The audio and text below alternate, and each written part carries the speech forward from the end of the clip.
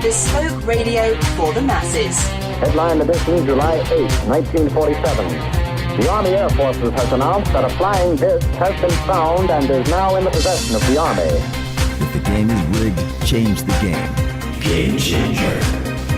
I occasionally think how quickly our differences worldwide would vanish if we were facing an alien threat from outside this world. This is Fade to Black with your host, Jimmy Church, on the Game Changer Radio Network and KGRA, the Global Radio Alliance.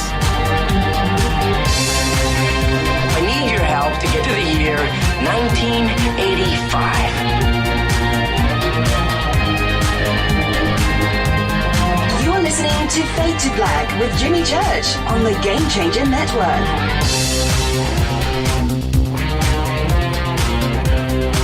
Good evening. How you doing? How you doing? Fade to Black. Bespoke radio for the masses.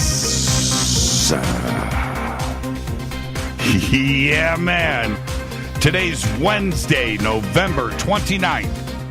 333 days into the new year, just 32 days left. We are live from a bunker somewhere in downtown Burbank, California, and I would like to welcome everybody listening all around the world, all across the United States, hither and thither, to and fro, back and forth, up and down, east and west, north and south, far and near. This is Fade to Black for KJCR, the Game Changer Network, and KGRA, the Planets. I'm your host, Jimmy Church, and what is cracking, everybody? How you doing? What a great week we've had here on the show. Just an absolutely amazing, stellar week. And tonight, we have very special guest. Riz Virk is here, an entrepreneur, author. We're going to talk about his new book, Treasure Hunt. And, you know, this is the thing about Riz. We've got, angel investing, gaming, movie production. What he does and has done with his life, right? We need to kick back and learn. But this is the thing, and I'm going to throw Riz under the bus right now. He shoots me this email earlier this week. It's like, okay, Jimmy, there's the book, and we can do that, and we can talk about that. But you know what, man? Can we talk about UFOs? I was like, no. It's going to be that kind of show tonight, so you guys just buckle up and get ready. Riz Virk is here. Tomorrow night, open lines all night long. The call-in numbers are 323-825-5045 or 323-275-9695. Open lines. And what a week we've had. And there's so much going on out there that the lines are going to be pretty exciting tomorrow night. And it truly is my favorite night of the week.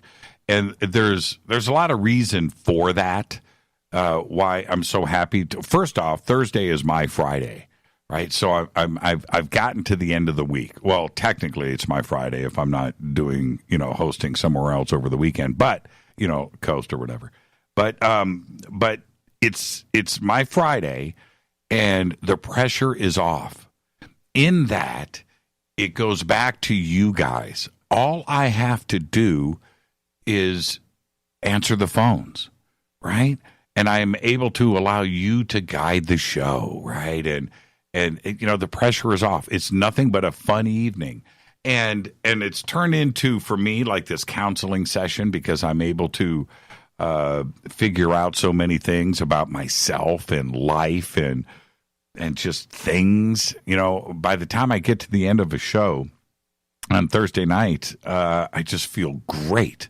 I'm all jacked going into the show, but coming off of the show, I'm just like, wow, that was just absolutely amazing, because I get to hear from all of you and your stories and your experiences and your questions and your comments and your opinions, your knowledge. Thursday nights is just an amazing night here on Fade to Black. What a family we have built over the years. is just absolutely amazing. So that'll be tomorrow night. Follow me on Twitter at JChurchRadio. That's what you want to do. But you can also follow Riz, and it's Riz Stanford on Twitter, right? Riz Stanford. His links are up. He's already tweeting and retweeting. So he's tweeting. He's a technology guy. So, and probably listening to the show right now. Don't forget, you can follow, like, and subscribe, Facebook, YouTube. Everything that you need to do is over at jimmychurchradio.com. And the sandbox, if you want to join in on that conversation on Twitter, is hashtag F2B. If you have any questions or comments during the show tonight or any other night, it is hashtag F2BQ.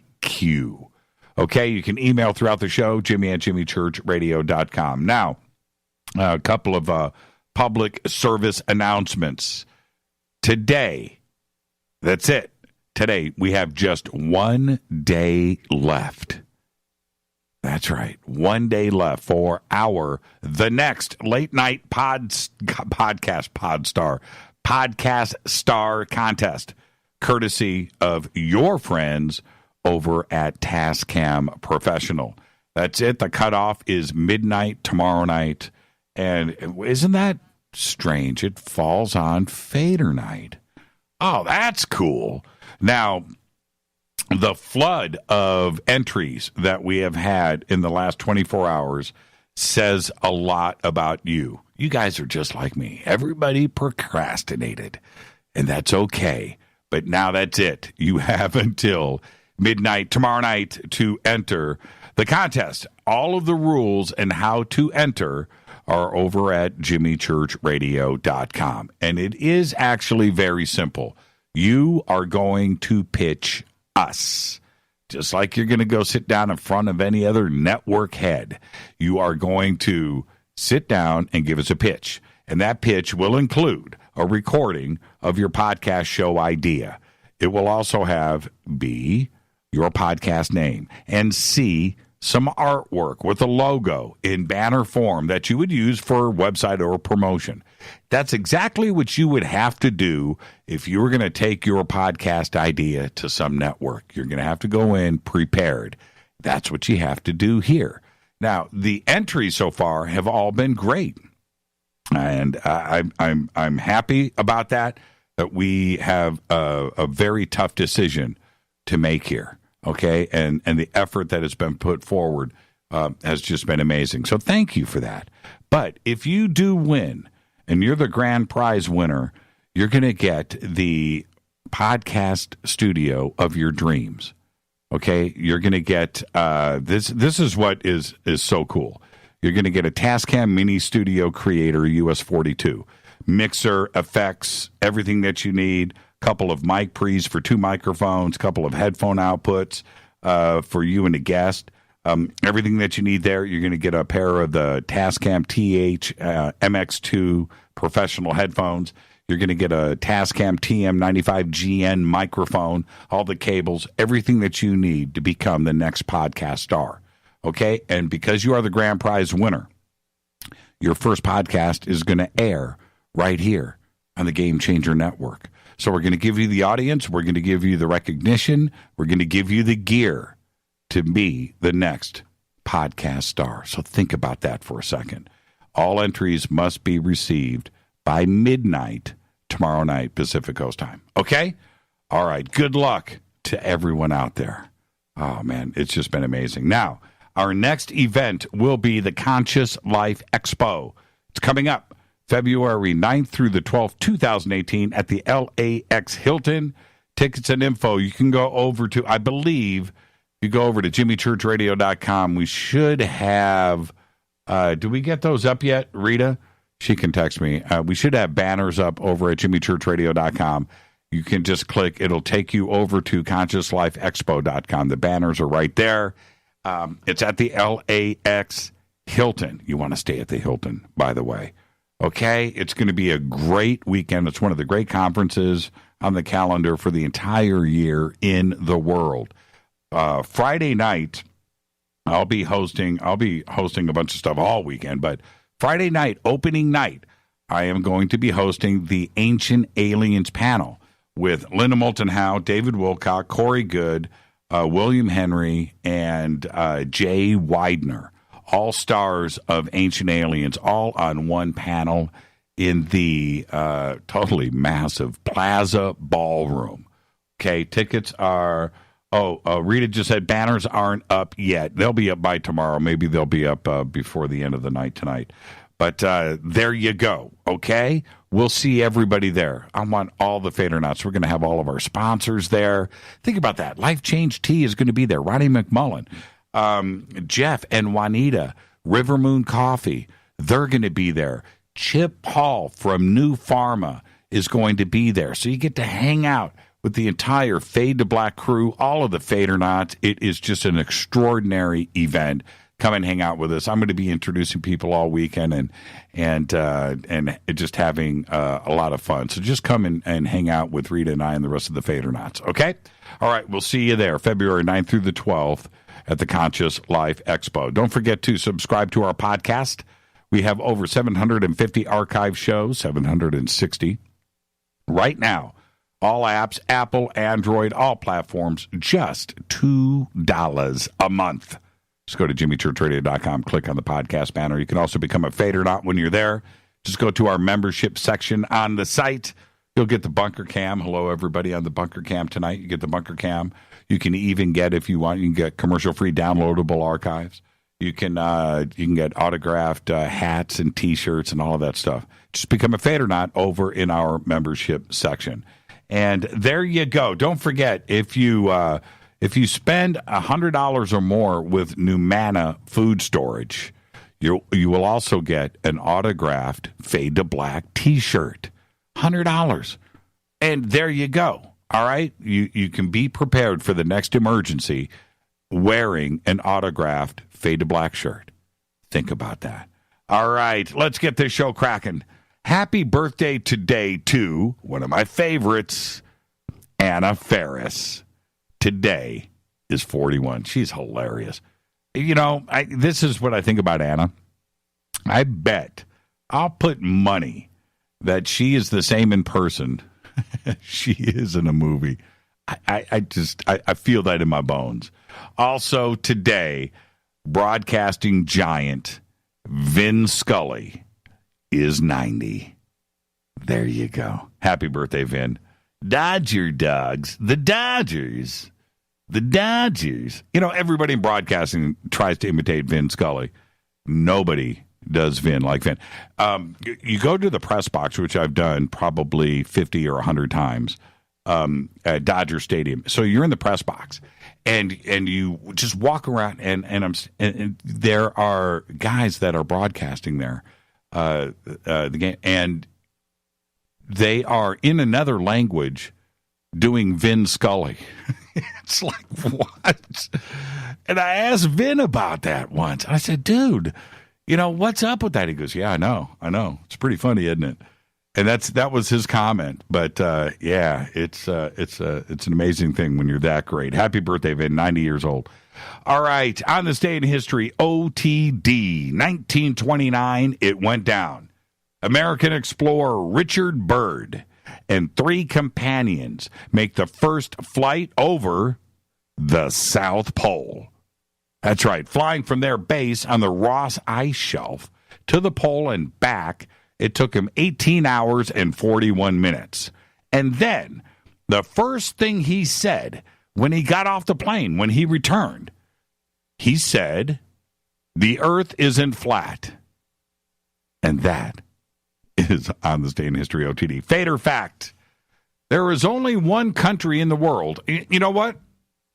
You know, I want to see Twitter light up here. I'm going to give you guys a shot at this. I'm going to give Twitter a shot. Let's see who can answer this first. And don't cheat, okay? Don't Google this.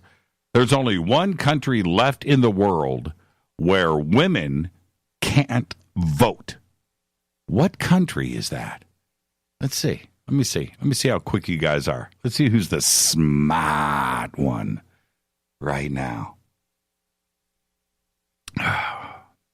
I'm waiting. River Moon Coffee is what I'm drinking as I am waiting. Okay, well, we'll see. We'll see. The one country in the world where women can't. Nope. Stacy said Saudi Arabia. Good guess, though. Yeah, good guess. Iran comes in from Scott Richards. Nope.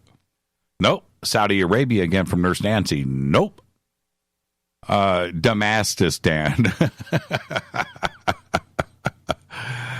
Qatar. No. Yeah, see, nobody's cheating here. That's why I love you guys. Okay, that's why I love you guys. The first one to get the right answer is the cheater. All of the Middle East coming from bloke. Saudi Arabia, no. Nope.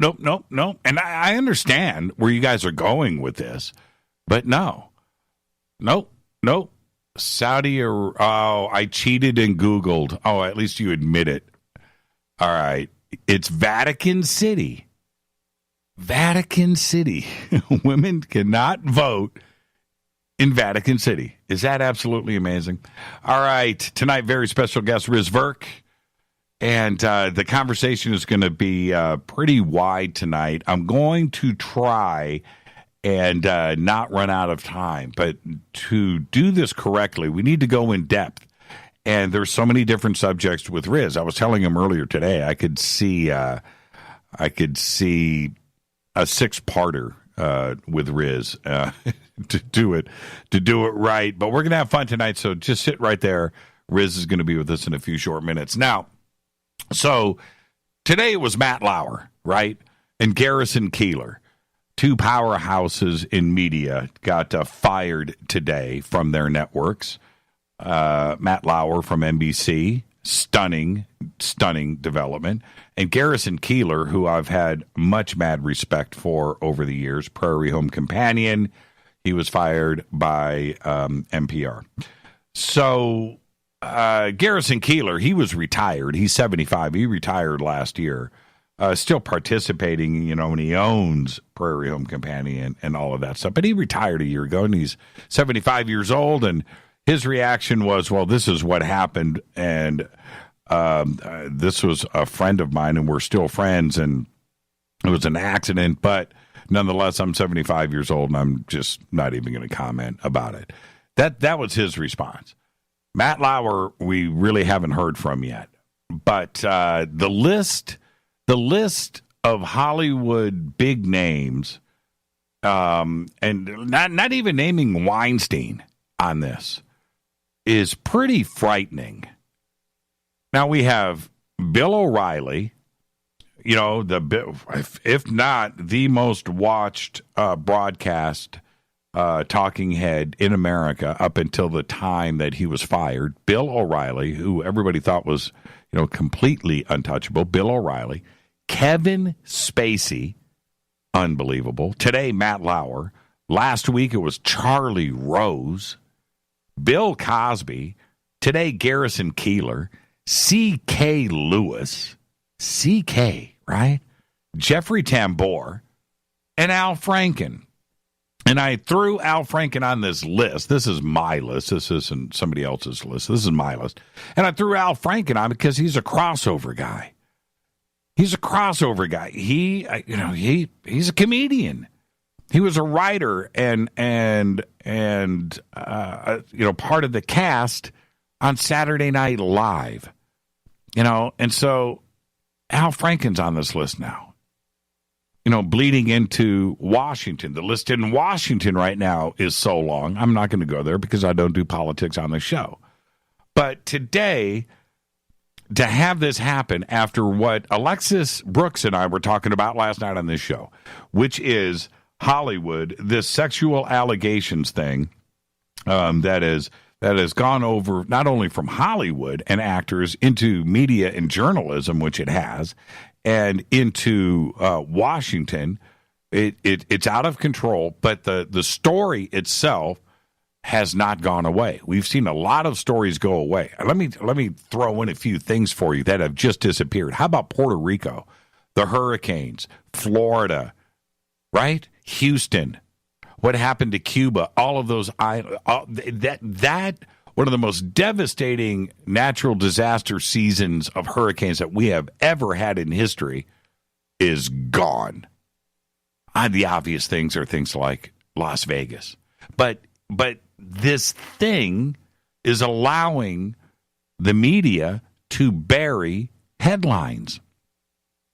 And I find that very, very interesting. They don't want to let it go. They could turn it the opposite direction. They could have the other headlines out there dominate and bury these sexual headlines, right? But they've chosen to do the opposite. Remember how the media manipulates. Just listen to what I'm saying here. Yesterday, the headline was that North Korea just launched another ICBM higher than anything before, and that it could reach Washington, D.C., or any points on the globe now, and that the United States was once again on the verge of war, and that Trump has got decisions to make, very critical decisions, and the talk of war was the talk of war, maybe even nuclear war. Now, that's a headline, right? Today, it's Matt Lauer. Guess what isn't in the headlines today? North Korea. You can't find it anywhere. It's unbelievable. The media manipulation got your heads on a swivel. You don't know what you're doing anymore. So this thing today with Matt Lauer. So, okay, it's like this. Matt Lauer, when it comes to Kevin Spacey, that's a heartbreaker, right? Charlie Rose, right? Bill Cosby, America's Dad. Garrison Keillor, man, Prairie Home Companion. Jeffrey Tambor. These are people that were respected for years, and it was just kind of a shocking thing. Now, that doesn't take away with what they did or allegedly did. These are allegations, and some have admitted to it. Not all involve women, like Kevin Spacey. That involves men, right? Okay, but my point being, I felt nothing for Matt Lauer today. Now, the rest of the country that doesn't know anything about Matt and that sees him on the Today Show, that Matt is a representative of the real Matt. Okay, that's not the real Matt. Okay, trust me on this. That's the soft Matt. I'm just going to tell you this one experience that I had with him. And now that he's called out and he's fallen from grace, I can finally tell the story. And I've never told the story before. I've shared it with Rita over the years. Every time I saw him on TV, my stomach would turn. I would just get pissed off. Well, this is what happened. I'm at the Tonight Show, and I pull up in my car, and I'm working with a band. And, the band that was playing there that night, I can't remember who the band was. I was out at the Tonight Show sometimes once a week, working with somebody. Anyway, so I pull up, and there they have a center line outside of where you load in, where Jay parks and, the NBC News and everybody's got assigned parking. So when you get on the lot, they give you a parking pass that stays in your car. And they have this center lane that normally it's reserved for limousines, but it was empty. And I pull up and I park there every week. It was no big deal when I pull up right there. And Tony, head of security, knows me, knows my cars, no big deal. Boom, my car just sat there. So I pulled up and I parked in my normal spot. I got some gear out of the car. I go in, we're doing sound check with the band. And somebody comes running in going, Jimmy. I said, what's up? Oh, man, you got to move your car. Got to move my car. That's not happened in a couple of years, but okay. So I go outside to my car, and standing in the back, and I look, and there's a town car, Lincoln Town car, parked behind my car. And it was all empty, man. 20 cars could have parked there in the limo line, they called it. And standing behind my car is Matt Lauer. And I step up, and he's all agitated, and I don't know why. And I go up, and I had a piece of gear in my hand, it's something small, and I pop my trunk. And when I pop my trunk, it opens, and, I have a nice car. And in the trunk of my car is a set of golf clubs. And Lauer, who's all agitated, turns around, does a double take, and then looks into my trunk at my golf clubs. And I said, oh, you play? And he looks at me and and he bends over to tie his shoes. That's what he looks like he's doing, right next to me, standing next to me at my trunk. and he mutters something under his breath going down. And what I thought that I heard was something like, yeah, whatever. And then followed by, he called me a name. And he bent down and to tie his shoes, and I look, and he's got loafers on with no socks, no shoelaces. And he kind of touches his foot and then stands up. So he bent over to utter something under his breath, not to tie his shoes. He was acting like that. And then he stood up, shot me this look, and walked away. And I thought, man, you are not who I thought you were. Man, whatever. Dude, I'm done, right? I'm just done with this guy. Never watched the Today Show ever again. And he walked away. And so for years, that was like 17 years ago, every time I would see his face on TV, I knew the real guy. Everything else is an act. So I'm telling you, America, if you thought he was just this soft, lovable guy, you was wrong. That's it. I got this off of my chest. I wanted to tell that story forever. I could care less about Matt Lauer. He asked for everything that came to him. Poor Garrison Keillor, that's another story. So there it is. I don't care. The list is frightening. Matt Lauer, c'est la vie. This is Fade to Black. I am your host, Jimmy Church. I'm going to get out of here because I want to talk to Riz Virk. I want to get right into the mood that I want to get into. This is Fade to Black. I'm your host, Jimmy Church. Tonight, Riz Virk. Conversation is going to be interesting. His new book is called Treasure Hunt. Holding that up to the cameras right now. We're going to talk about that. We're going to talk about the supernatural, the paranormal. We're going to talk a little Zen and some UFOs for good measure. This is Fade to Black. I'm your host, Jimmy Church. Follow me on Twitter at JChurchRadio. You can follow Riz Virk at Riz Stanford on the Game Changer Network and KGRA The Planet. I'll be right back with our guest, Riz Virk. Stay right there.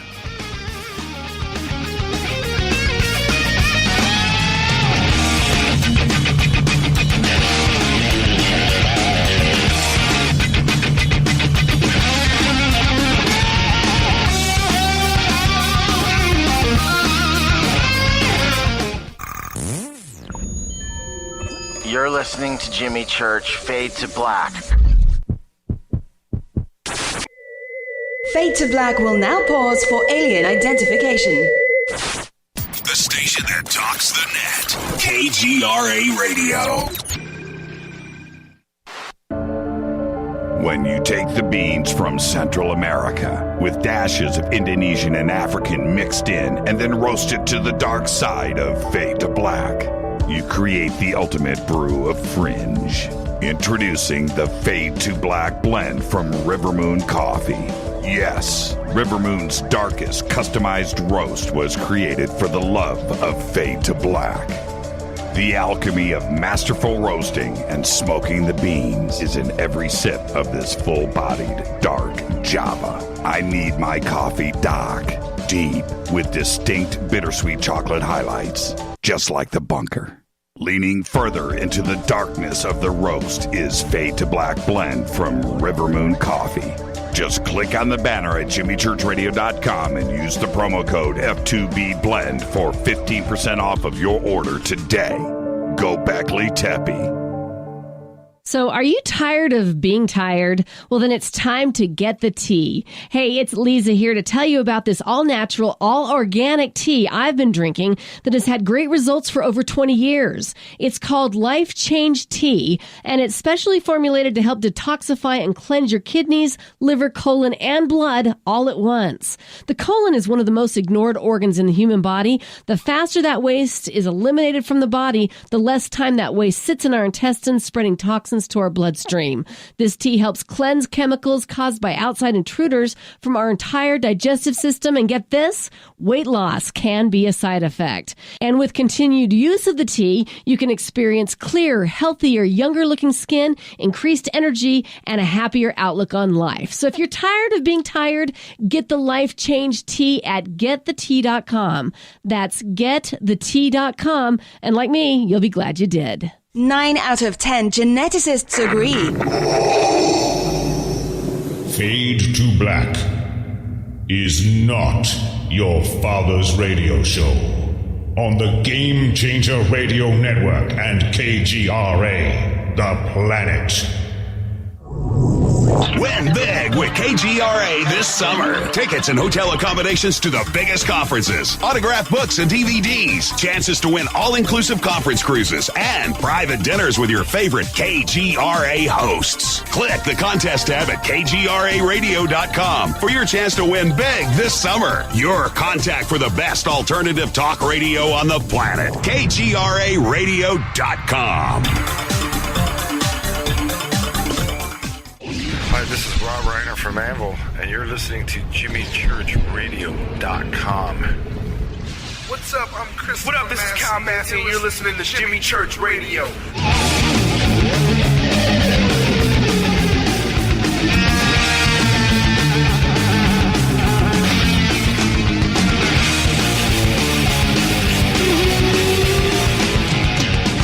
All right. Welcome back. Fade to Black. I'm your host, Jimmy Church. Wednesday night, great week on the show. Tonight, it's Riz Virk.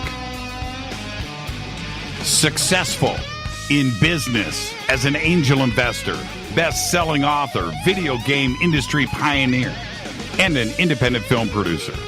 Riz currently runs Bayview Labs and Play Labs at MIT, a startup accelerator held on campus at the Massachusetts Institute of Technology.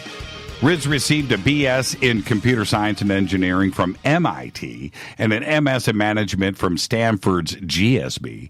Riz's many startups have created products used by thousands of enterprise customers, and his games have been downloaded millions of times, including Tapfish, Bingo Run, Penny Dreadful. You know, think about that, all right? Grim, Cards of Fate. Riz has a prolific Silicon Valley angel investor, and he's invested in many startups, including Tapjoy, Telltale Games, Discord, Funzio, Pocket Gems, Moon Express, and many others. He has produced many independent films, including Turquoise Rose, Thrive, which I've seen many times. That's been viewed 70 million times, by the way. Sirius, and the cult classic Knights of Badassdom, starring Peter Dinklage. Now, tonight we're going to discuss how our community, we're going to discuss things about it, but also how to succeed in it, and also how Silicon Valley and its power views it views UFOs, the supernatural, and consciousness.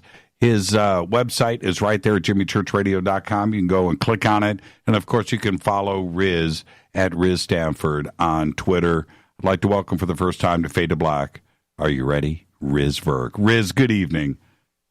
Good evening, Jimmy. Thanks for having me on the show. Oh, don't be so formal. Thank you. Are you ready, man?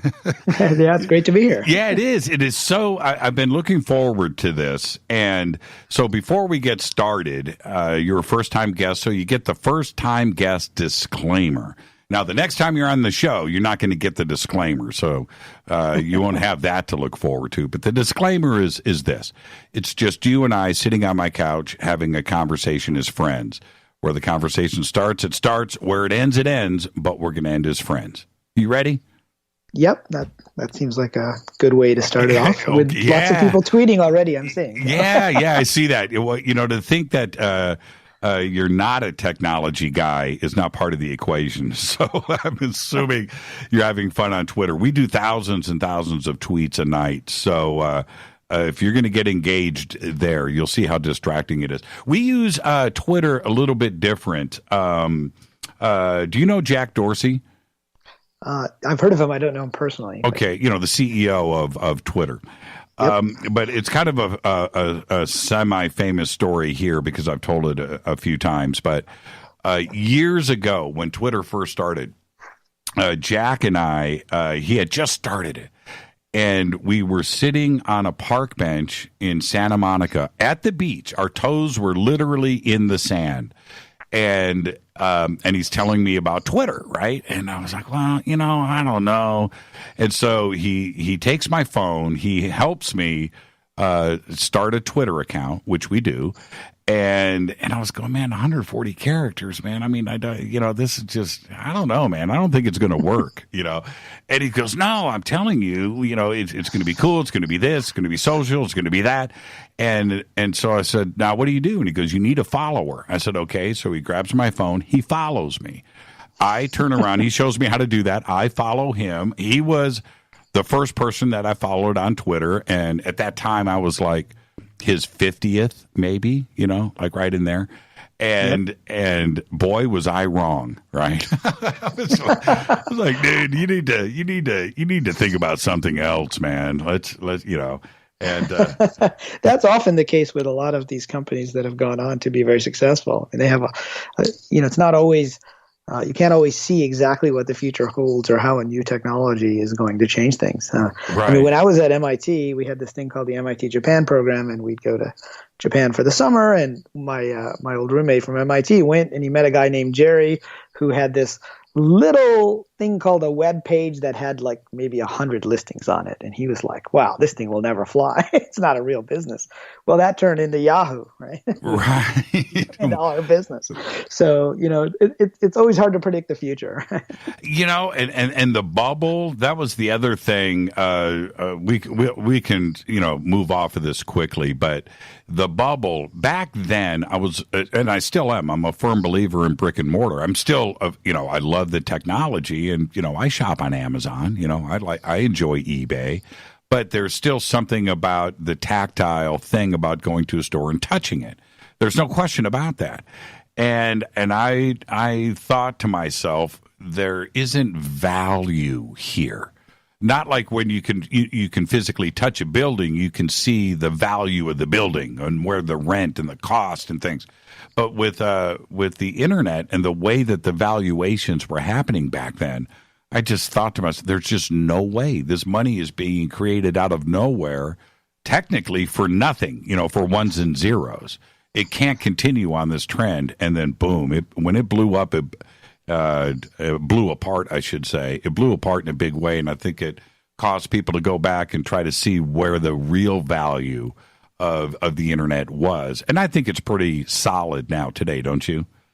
Yeah, and you find that technology often goes through these phases where it's sort of overhyped for a little while, and then sometimes you see a crash, and then it comes back over time as people see the real value. I mean, if you look at Bitcoin today, which is the thing everyone's talking about in Silicon Valley, which is up at $10,000 in Bitcoin. Yeah, I started investing in Bitcoin back in 2013 when it was like $100 per Bitcoin, and the only way I could get access to it was I'd actually go literally meet people in downtown Mountain View, and I'd pull out $100 from the bank, give it to them, and they would transfer their one Bitcoin, to my wallet.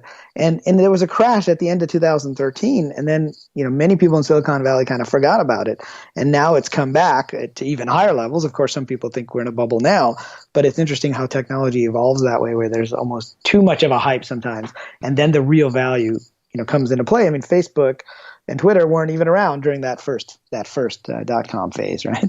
So you see a lot of value being created later on as people begin to understand the strengths and weaknesses of the technology. Yeah? 3 weeks ago, okay, now listen, this is a real conversation. 3 weeks ago, I'm talking to my nephew, right? My nephew. Okay. And he says to me, he goes, dude, have you jumped in on Bitcoin yet? I said, blah, blah, blah. He goes, man, I just bought in last week. I bought a couple of Bitcoins at $4,600. And in 1 week, they both, they've gone up $1,100, man. Today it was $5,700. That was 3 weeks ago, man. Right. And it hit 11,000 today. So there's 11,000. I'm just like, holy crap. And I that conversation, knock on wood, right now, 3 weeks ago. 3 weeks ago. Isn't he Mr. Happy Camper, right? That's a return on an investment that is pretty spectacular. Now, if you started at $100, I don't want to know how many Bitcoins you have, but you must be feeling pretty good about yourself today. Yeah. Well, the funny thing is that at every major juncture, when it got to 1,000 and it got to 2,000, I had people in the financial industry telling me, oh, you should sell it. This is a bubble. It's getting too high, and then 4,000. And I just said, well, I'm just kind of holding on for the long term because, I'm a big believer in blockchain technology and cryptocurrency that's not controlled by any particular government. So even though there will be ups and downs in the market, I'm just going to hold on to my Bitcoin, which I got relatively cheaply. I mean, I didn't buy them all at 100, but I bought them, at a lot less than they are now. I don't care if you bought them 3 weeks ago at 4,600. Right. And every time I didn't listen to, any of the advice I was getting that I should sell it until, one of my financial advisors when it was around 6,000 said, you really should sell some just so you lock in some profits. And I gave in and I sold a few Bitcoin and then I regretted it the next day. I was like, oh, my gut was telling me not to do that. But I was listening, to the voice of reason coming from the outside. That's one of the things I talk about in my book also is learning to trust your gut feelings and your intuition rather than, what's being shouted out at you by other people necessarily. Yeah. And of course, now it's up at 11,000 or 10,000. So I couldn't agree with you more. Listen to yourself. Never listen to people like me. I mean, that's the last thing you want to do. Let's back up for a second. When we look at, and I left so much stuff out of your bio, it would have taken me a half hour to do you the right justice. But we are talking about with you when we're talking about MIT and Stanford and movie producing and it's just gaming. It's a pretty crazy life of yours, but it's a technical life. Just help me understand this here. How do you involve UFOs and the supernatural and awakening and consciousness? Was that all going on before this life, or did it happen after? This? Well, it was actually going on more in parallel. And, this is a lot of the experiences I talk about in my first book, Zen Entrepreneurship. When I had started my very first company, I was a young engineer out of MIT. I was very left-brained. I was kind of skeptical about a lot of the supernatural or paranormal stuff. But, as I was building the company, I was learning about consciousness and meditation. And then suddenly I started to have these experiences where I would get a hunch about something. And it would be a particular distinct feeling. And then, it could be really simple. It could be about a building, for example. Like I'd walk by a building and I'd have a funny feeling about that building. And then later, a couple years later, I would end up having an office in that building. And, my left brain would say, well, that's no big deal. I mean, you had a hunch about the building. Therefore, a couple years later, you decided to have an office space in the building. But, these experiences started to happen more dramatically than that. And I'd sometimes see things in a dream, which would then later play themselves out in the real world. And I really started to question the nature of time and space and what the present and the future are all about and how they interact. And then as I started to look into quantum physics, I started to realize that our concept of time that we have at the common sense level is not really like that at the subatomic level. And so that really led me to kind of looking at what was going on, right? Are we living in some kind of matrix-like world? And I call these clues that we get sometimes glitches in the quantum matrix where we catch a glimpse of something in the future. I'll give you a slightly more interesting and dramatic example. In my very first company, this was back in the 90s, we had a competitor that I hadn't heard of in a while. And I had a dream one morning, and this competitor showed up in the dream, and I thought, that's odd. Let's call him Mark, right? And his company was called Edge Research. And that was really odd because I had never had a dream with that particular competitor before, and I hadn't heard about them in over a year. And so I go to the office that morning, and I get a call from IBM, which was Lotus back then, and it's the product manager, and they're one of our biggest partners. And he says, well, I just wanted to give you this heads up because we're going to be announcing a product tomorrow. And unfortunately, that product's probably going to crush your product, but I wanted to give you a heads up because we're supposed to be good partners. And so, okay, I was a little upset that they were going to make a product that was going to crush our product. But then I said, well, how come I've never heard of this product before? IBM's a big company. It's hard to keep secrets. And he says, oh, well, it was because that competitor of yours, Edge Research, we bought them a year ago. And that guy, Mark, and he's been building this product in secret. And I thought, it was kind of real eye-opener for me because the dream happened in the morning. The phone call happened later that day. And so it really got into my engineer's mind. I like to know how things work. Right? So I said, okay, how is this happening? How am I getting glimpses of the future in the past? And how is it seeping in? And so that really led to more of a study of consciousness and also over time, really paying attention to what I call clues, the intuition, the synchronicities that are really now part of my life and how I make decisions. In the business world. What year was that? That was in like 1995, I think. Okay, so was it Lotus Mail? It was Lotus Notes. Lotus Notes. I knew it. I knew it. Yeah, I ran Lotus Notes. Well, we all did in 95. You didn't have too many options. Exactly. But email was relatively new at that point. That's in the right. corporate world. Yeah. So it had been around in universities for a while, but corporations were just starting to use it. Right. I was hoping you were going to say Lotus 1, 2, 3. That would have blown my mind. But that's a little inside joke, everybody. If they don't get it, they never will, Riz. But that's really interesting because it was that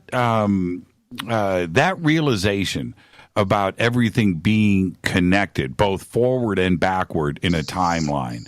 That's a pretty interesting concept. But at the atomic level, at the quantum level, it's easier to understand there.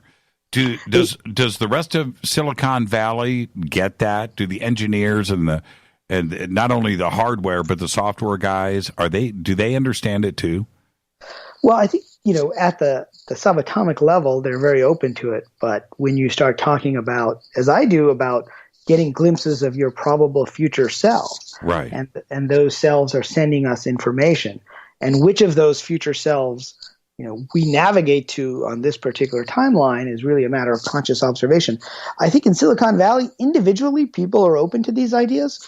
But as a group, when you start talking about venture capitalists and engineers, they tend to at least present themselves as very left-brained, right? Right. And so when you talk about consciousness and glimpsing the future, that's something that people don't talk about too much in kind of the mainstream engineering or business world. Yet everybody here, I've noticed, uses their intuition pretty heavily in deciding, which projects to fund, what technologies to pursue. And, Steve Jobs, was very, very big about using your intuition to follow the clues. And then the dots, he said that you can't always connect the dots looking forward. You have to connect them looking backwards, and you can see a larger pattern emerging in your life over time. Yeah. Hey, Riz, are you doing something in the background? Yes. Let's see. Let me move a little bit closer. No, I hear something moving around, something high. It's probably my chair. Is that what it is? I think so. WD-40, man. WD-40. Okay. I just noticed the comment here in Twitter. What's Riz doing in the background? I always pictured Steve Jobs in that guru thing, dressed in white, lotus position, flowers around his neck. And I think that's the way that Apple looked at him too, that he was a Zen master. I really do feel that, and he did go off of his consciousness in making decisions. Very much so, and he was great also at not always listening to other people. I start off my book with a quote from when he gave a graduation talk at Stanford. And, he said, don't let the noise of others' opinions drown out your own inner voice. And most important, have the courage to follow your heart and intuition. They somehow already know what you truly want to become. Right. And I always took that as kind of a mantra and a teaching. So, he is kind of viewed as the Zen master of Silicon Valley because it's all about becoming the person that you were meant to be. And as we talk about quantum physics and we talk about all these probabilities, if we think of ourselves as having multiple future selves, each of which has a certain probability, that becomes what I like to think of as the treasure map of our lives. There are all these places that we might end up. And each of those places, like I said earlier, is sending us information. And, sometimes people say, well, I wish I had a device, a quantum device that I could detect, all these possible futures. And the truth is we already have one. It's called our mind, and it's our consciousness. What do you? And that's what's interesting. Yeah, Sorry, It is because last year, when the chatter started to happen out of Silicon Valley about a few different billionaires, we don't need to mention names; it doesn't really matter, but other corporate heads and design heads started to talk about the possibility that we were the very real possibility that we were living in an artificial reality, that this wasn't real, that there may be a matrix, and that life could actually be just that. Now, that was pretty shocking for a lot of people to read. Do you think that is really prevalent up there? It's definitely a conversation that started, last year, I think, along with this idea that artificial intelligence is developing to the point where we could transfer our consciousness, to a machine to try to live forever. And those two ideas, that we really might be living in the matrix and that we're approaching this point of the singularity where artificial intelligence becomes smarter than us, are talked about quite a bit. Now, I personally think it's a really interesting conversation, whether we're in a simulation or not. I spent the last 10 years making video games, right? Mm-hmm. And when you make video games, you have these NPCs, or non-player characters, who are there to interact with the player. And the player has to go through certain levels and obstacles to get to the places that they may want to get to. And you kind of lay this out almost like what I was talking about earlier, with a set of quantum probabilities of things that we might do in the future. And if you think, a million years from now, where our technology might be, not just like 10 years, 20 years, or 100 years, the resolution of a simulation, and with virtual reality, you're starting to see this get so real that it's hard to distinguish between them. And then as I studied a lot of Eastern concepts, when you look at Tibetan Buddhism and you look at some of the other concepts, the yogis, they also kind of agree, right, that we may be living in a kind of a dream world. In fact, in Tibet, they have this idea of dream yoga. And the whole idea of dream yoga is to realize while you're dreaming that what you see is only a dream and it's only temporary, and that at some point you'll wake up. And that the idea is, if you can do that, and it's very related to what we call lucid dreaming in the West now, you can also wake up from the dream or the simulation that is our reality, and which we call waking life. So, the more I looked into it, the more I think there is something to that. And as I said earlier, I view synchronicity and glimpses of the future and hunches and intuition as kind of glitches in this matrix.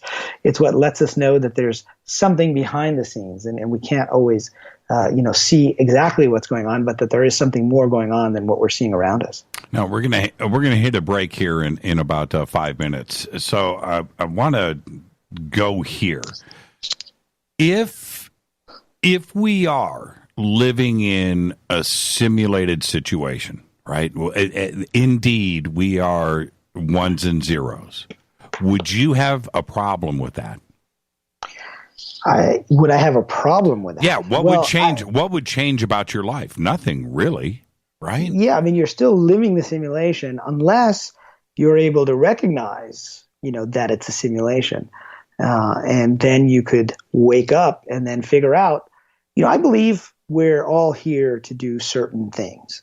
And those are the inclinations we have, and we get called back to doing these types of things. For me, it's always been about bridging the left brain and the right brain. That's been part of my mission in life, and bridging Eastern concepts and bringing them into the Western settings, like engineering, like startups, and in the business world. And I believe we have these themes, and they may be laid out for us. I mean, if you go more to the spiritual world, you'll notice people did hypnosis and regressed people like Dr. Michael Newton, who wrote Journey of Souls, and Brian Weiss, who wrote Many Lives, Many Masters. They both agree that when they regressed patients to before birth, that there was this planning session where some guides would lay out for us the probable events of this future life.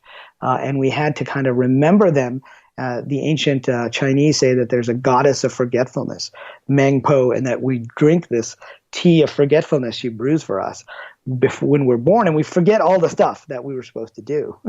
And so, for me, that's very interesting, because the realization that we're in a simulation, but we have goals and levels and things we're here to do is quite appealing, being a video game designer myself, but also agrees with what some of the ancient traditions have been telling us, in my opinion.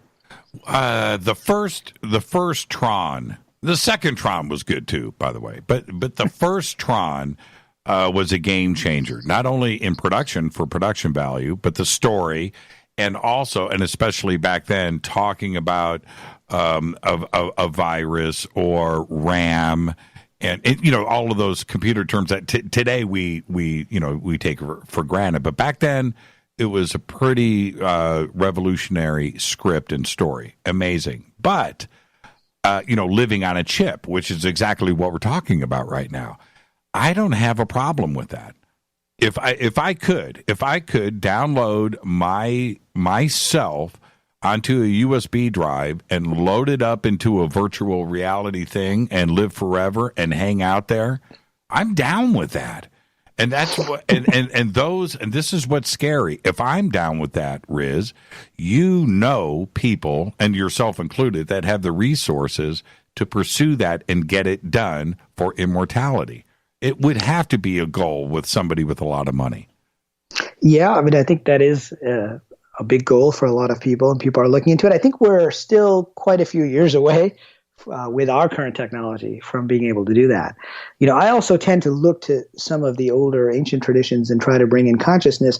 I'm not sure that downloading our consciousness to a chip is necessarily the best way to go. If you look at the what are called the 6 yogas of Naropa, which were passed down in the Tibetan traditions, one of them was the yoga of consciousness transference. And so right at the time of death, your soul would go out of your forehead and into another biological being. And there's a famous story of a yogi whose horse tripped and he was about to die, and he transferred his consciousness to a bird in Tibet, and he flew to India, and then he ended up inhabiting a body that had just died, and then he went on for many years teaching. So, they have other ideas about how we download consciousness, which is onto biological systems. Whether it's compatible, we don't know that yet, but you could see, again, 1,000 years from now, that we would have that capability. I don't think it's quite as close on being a computer scientist myself. I don't think we're quite there yet.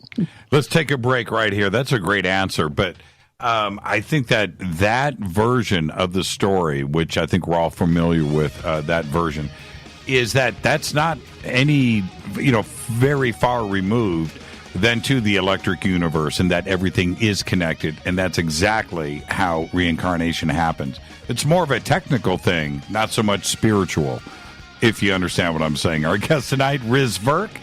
I'm your host, Jimmy Church. This is Fade to Black. More with Riz after this short break. Stay with us.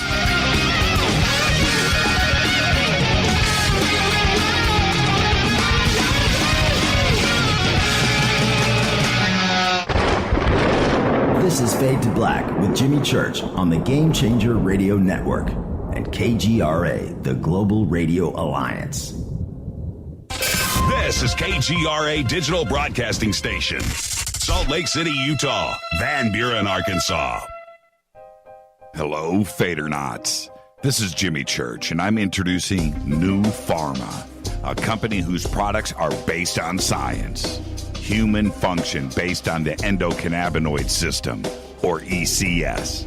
New Pharma firmly believes in this science, and their research indicates that support of the ECS provides the beneficial effects for a healthy lifestyle. New Pharma's science includes relief capsules for pain relief, sleep capsules, which are natural support for occasional sleeplessness. Foundation is support for your ECS, and Fit capsules support your active lifestyle. Just click on the banner at jimmychurchradio.com and use the promo code F2B for a 33% discount on all of their products. Or visit newpharma.com for all of the knowledge on the science. That's GNUpharma.com. Go Beckley Tappy. You're listening to my main man, Jimmy Church, on jimmychurchradio.com. Hi, this is Ray Hobbs here, repping the planet, and you're listening to my good friend, Jimmy Church, Fade to Black, on the Game Changer Network and the KGRA Digital Broadcast Station. This is Toby Kebbell. You're listening to JimmyChurchRadio.com. Don't hurt me, Jimmy. I'm only little. Hey, I'm Adrian Grenier. And this is Ari Gold. We're the Honey Brothers. Yes. We're of the Honey Brothers. Hey, I'm Adrian Grenier. And I'm Ari Gold. We're the Honey Brothers. And you're listening to Jimmy Church. The Revolution. Ancient Life Oil. Life-changing. The real oil. CBD is truly ancient life oil from the source. This oil has no psychoactive effect and is also legal in all 50 states. When you're healthy, you're happy. The truth about this wonderful plant is that it wants to give back to mankind life, longevity, and happiness. Ancient Life Oil are golden grade, all organic, non-GMO, and infused with high-quality liquid coconut oil. It's simple. Just go to ancientlifeoil.com today. That's ancientlifeoil.com. The best, purest, organic, and non-GMO CBD in the world. Go Beckley Tappy. The statements made regarding these products have not been evaluated by the Food and Drug Administration. These products are not intended to diagnose, treat, cure, or prevent any disease. Please consult your healthcare professional about potential interactions or other possible complications before using any product. This is Micah Hanks of the Gralien Report, and you're listening to Jimmy Church on Fade to Black, across the globe on the Game Changer Radio Network and the one and only KGRA Radio, The Planet.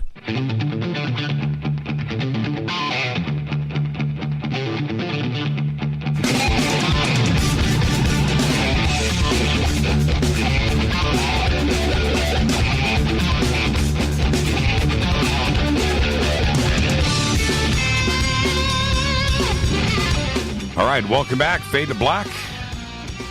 I'm your host, Jimmy Church. Our guest tonight, Riz Virk. Now, he's got a new book out. It's called Treasure Hunt. We're going to start discussing this now. The book is amazing. I've got it here. I'm holding it up for everybody.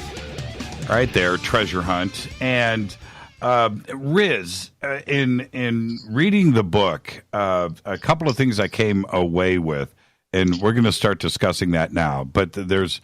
I want to clear up some terms, okay, some definitions for everybody, and we'll do that. But also, 20 years ago, 15 years ago, the thought was if all we have to do is get a website and then we're rich. We don't even have to work for it. And you laugh because that was it, right? That was it. If you had a website. That was the thought, yeah. Yeah, you just go and visit some venture capital firms. You're going to get $100 million, and the rest is history. But that is not the case, is it? It's still, it's a lot of work. We've built something pretty successful here, Fade to Black. We did it without investors. We did it without money. We had an idea. And back then, there was no internet radio when we started. We had to figure out a way to stream audio on the internet. And back then, that was tough. There was no broadband. But we had a vision of the future, like you said, and we stuck to it. And here we are now in 2017, and life is good. But people think that it was all easy. We had to keep our foot on the gas for nearly 10 years. Right? And that's... Yeah, and it takes a while, and I commend you on that. You did it the old-fashioned way, right? Through hard work without having millions of dollars in investment. And a credit card. And a credit card. And a credit card, yep, absolutely.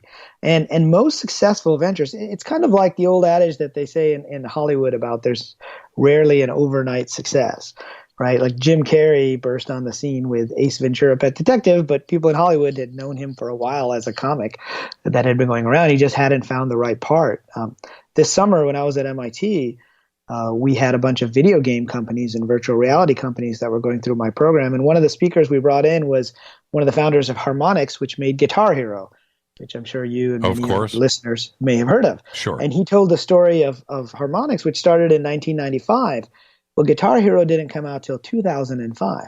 So there were 10 years there where they were struggling and barely getting by, creating games about music that, weren't really getting much attention. but they were able to make it work over a 10-year period. And then finally they had their big hit, which turned it into a very valuable company. But they loved what they were doing, and that was the important part. And the founder said, where else could I get paid to be making music video games? Nowhere, really. And I think that's part of what's important is for people to follow their passion, the things that they like to do, and then see how the results evolve. I got an email. We're trying to give back too, right? And we're running this contest right now, looking for the next late night podcast star. And we partnered up with Tascam, and to be in a position like we are to do something like that is it's a great feeling. But this is the thing. I got an email from a friend of mine today, and he said, Jimmy, if I enter the contest or not is one thing, but if I go and just buy the gear on my own, how long? I'm serious. I should read the email. How long would it take, to see the success that, and I said, man, I don't want to bum you out, but we've been doing this for 9 years. Right. So right. If you're right, so yeah, you can do it. You just can't take your foot off the gas. You can't stop. Like harmonics, that's a really great point, Riz. It's the best point. If those guys would have given up at year 6, we got no Guitar Hero. Yeah, absolutely. And here in Silicon Valley, there's a common wisdom of fail fast and pivot quickly, which means if they were doing that today in Silicon Valley, they would have abandoned it after a year because their investors would have said, hey, let's go do something that grows more quickly. But they stuck with it, and I think that's important. It was part of their mission. They had come out of MIT and they had been studying how music and technology are related. So it was all part of the thread of their lives, and that's why they stuck with it. Now, let's discuss some terms here. What is an angel investor? Because you are one. We hear this term all the time, but nobody's ever met an angel investor. As opposed to, say, a demon investor. Right. Exactly. Or both for that matter. Both, yeah. So an angel investor, the term typically refers to an individual who has, made some money with one of their previous companies and who are then investing in other people's startups. And it's in contrast to a venture capitalist, which is a venture capital fund where they have raised, tens of millions or hundreds of millions of dollars, and that's what they do professionally. They manage the money and they invest in startup companies. Angel investors are just individuals who want to give back and help other people grow their businesses and projects. Does an angel investor take a piece of the pie? Yeah, typically. So, usually as companies raise money, they start off with what used to be called the 3 Fs, right? Friends, family, and fools, they used to call them. Right. And, in my very first company, the first place we got money was from my co-founder's parents. They're the only people, who are willing to invest in the early days of an idea. But then over time, there are other professional investors, and maybe you bring in venture capitalists. And so the angel investors, typically invest earlier, taking a lot more risk because the idea is sort of half-baked usually when you first think about it. And many companies, that go on to be successful started off with a different product than, where they ended up. You or some of the listeners may have used Slack at work, for example. It's a famous example of this where they started off as a video game company. The game didn't work, but they had built this cool communication channel, which they then spun off as Slack, and that's what we know today as the communications tool. So that happens a lot. Does an angel investor ever just go in and take control of the company, fire the original CEO, and run away with the goods? Well, I think that's a common myth or misconception. Right. So angel investors never do that because usually angel investors don't have a very big chunk of the company, right? They usually invest small amounts of money. They may have a few percent. Now, as the companies grow, venture capitalists come in and they might put in $5 million into a Series A and then $10 million into a Series B. And over time, they get a bigger and bigger chunk of the company. And it does happen sometimes where they end up replacing the CEO because they feel like that person can't continue to grow the company. It happened to me in my very first startup as well. And it's not a fun experience for a founder. Wait. You got fired by a venture capital firm from your own company? Yeah. I wouldn't say fired. It was more like I kind of agreed that it was time to bring on a new CEO because, managing a small group of people and an idea, I'm an engineer by background, so I like to write code and I like to build products. But once you get to like 10 people, it becomes a different kind of management challenge. And then if the company gets to 100 people, it becomes a different kind of challenge. Now, this was more common on the East Coast in the 90s, which is where I was. In Silicon Valley, I think they've started to realize that if the founders can stay and continue to run the company, that's more likely to be a good scenario. I mean, you look at Microsoft, where Bill Gates stayed for a while, or you look at Facebook, sure. Yeah. That's actually a better solution. Whereas I think in the East Coast, all the financial guys were like, okay, these engineers don't know what they're doing. Let's bring on a business guy, quote unquote. Right? I had a friend who used to say they called them the gray-haired polo shirt wearing guys that they would bring in to run the company after they had invested in it. And it's not always a bad thing, but it's not ideal if you're pursuing your project and you really want to continue to run it and grow it. Now, if you were giving advice, and then we're going to get to the Zen side of this, but if you were going to give advice to somebody, would you encourage venture capital, or would you encourage something smaller and manageable like an angel investor? Well, my advice would be to always start with an angel investor, right, with a small amount of money. Because, I know how hard it is to get off the ground, to get a project off the ground. And sometimes having a little bit of money can really help. And as I mentioned, our very first company, we had no money. And we had literally just graduated a few years ago. And we used to buy computers from the equivalent of Best Buy and return them in 30 days and then rebuy them with our credit cards because we barely had enough to buy, QA computers to test out our software. And then we borrowed money from my co-founder's parents and then some other friends' parents invested in the company. And that was enough for us to get the company launched, where we went to a conference in Florida and we launched our product, and it was very successful. We had thousands of companies who bought it and started to use it. So I would definitely recommend starting off with a small amount of investment, enough to get you going. And one of the things that I'm doing on my website at zenentrepreneur.com is what I call the real life treasure hunt, where I'll be investing $20,000 in someone's crazy business idea. And I say crazy because I'm opening it up to very much spiritual and conscious and perhaps even UFO related ideas. Whereas most venture capitalists and angel investors here in Silicon Valley, they tend to invest only in whatever the latest hot tech is. But I'm running this competition so we can open it up to other types of ideas. A good example of this is an app that I invested in where a woman named Ellen McDonough had come across these different energetic audios from different healers. And those audios helped her with her own healing when Western medicine couldn't.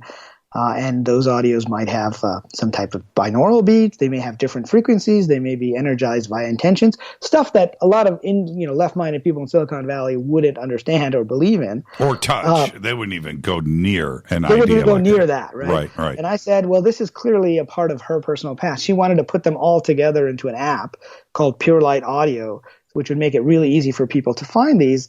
And I thought, there was a higher purpose to that particular app. And now it's out. It's Pure Light Audio. And I had invested a small amount of money in that and helped her get it off the ground. And I thought, well, maybe we can do this with other spiritual and conscious ideas. But, it could be anything. It could be a prototype of an anti-gravity device. I've talked to people who, could use a little bit of money just to get a small piece together. And that's stuff that, a lot of people here wouldn't touch in Silicon Valley, but it's part of this contest. Well, okay, so let's talk about that. How does the contest work? First, you buy the book? Right. Do you have to publisher happy? Do you have to buy the book? You have to buy the book to enter the competition. Okay, fair enough.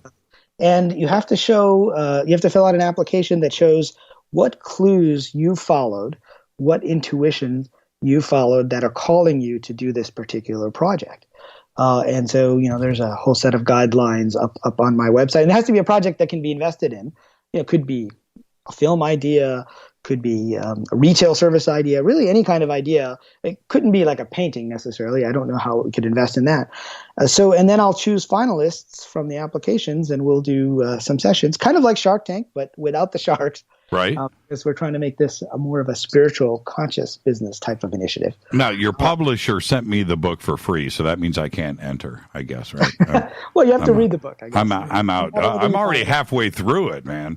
So, but, okay, so let's continue. So they follow the clues, but the clues aren't your normal type of clues. Right. I want you to be clear on this. It's not like the board game Clue here. No. So the clues that I'm talking about here are really, what the book is all about, which is aspects of our intuition. And the best clue being a synchronicity. And many of your listeners probably already know, the term synchronicity, but it was defined by Carl Jung. And he said it was a meaningful coincidence or an acausal connecting principle. When two things are connected, but you can't see the logical connection. It could be as simple as you have a dream about a friend, and then they email you or call you the next day. So there's an internal and an external component to every clue. And so, synchronicities are one of the types of clues. It could be a gut feeling or a hunch that you have that repeats itself. And in the book, I talk about the rules of treasure hunting. And the first rule is it unusual?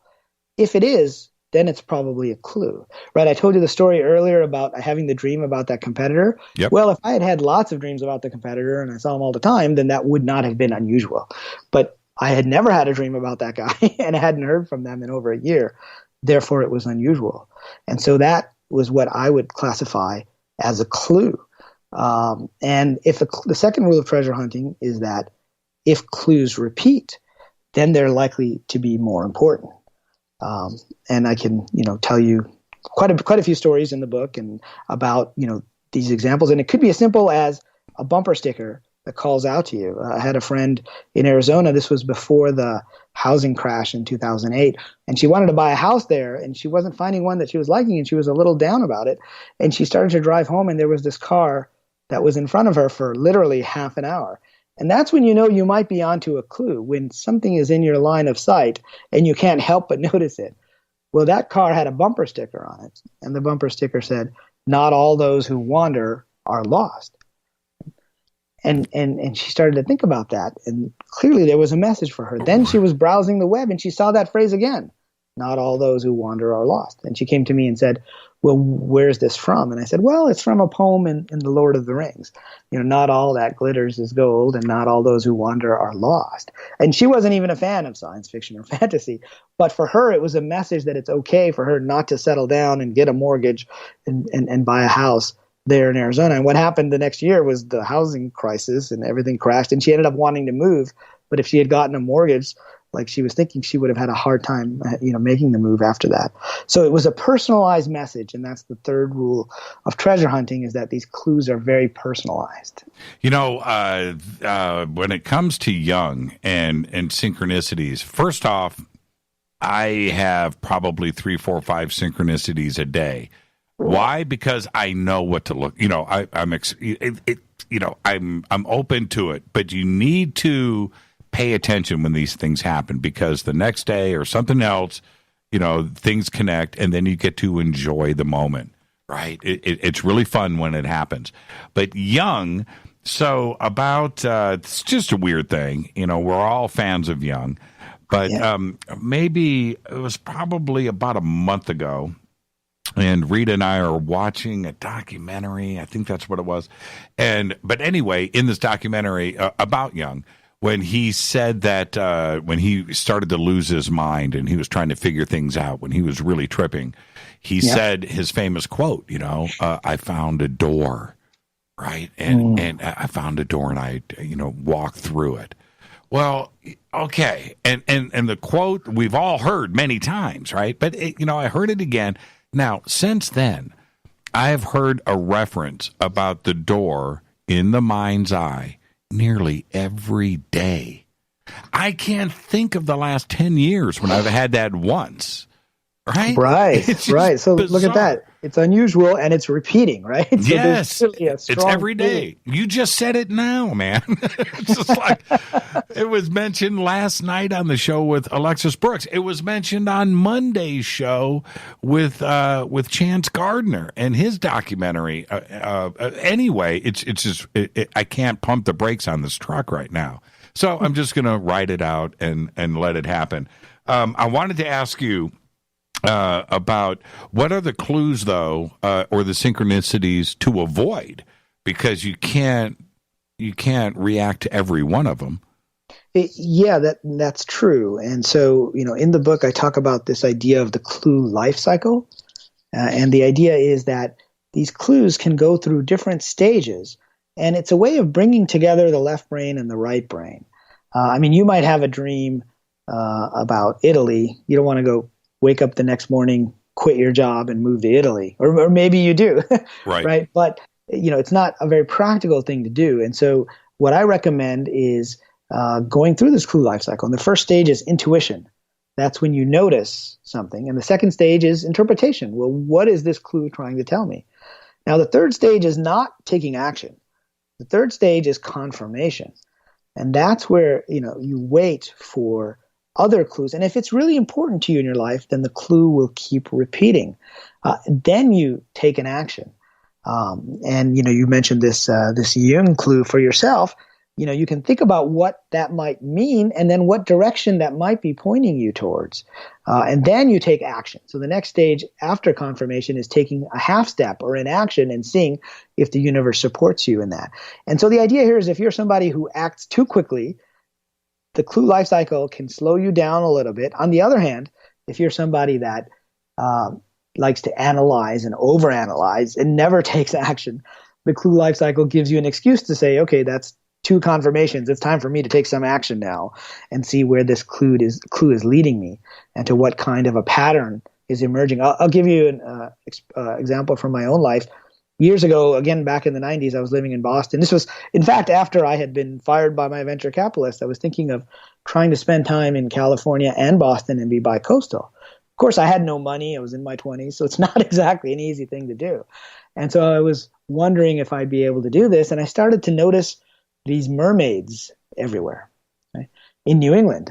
Well, it turns out every seafood restaurant in New England has either a picture or a statue of a mermaid, but I had lived there for 10 years and had never noticed them before.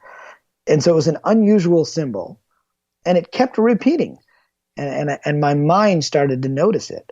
And that's the important point here, is that when we have a hunch or a feeling about a particular external object, it's almost as if there's an invisible hand that's pointing it out to us, right? Kind of like you're hearing about Jung every day now, right? It's repeating again and again.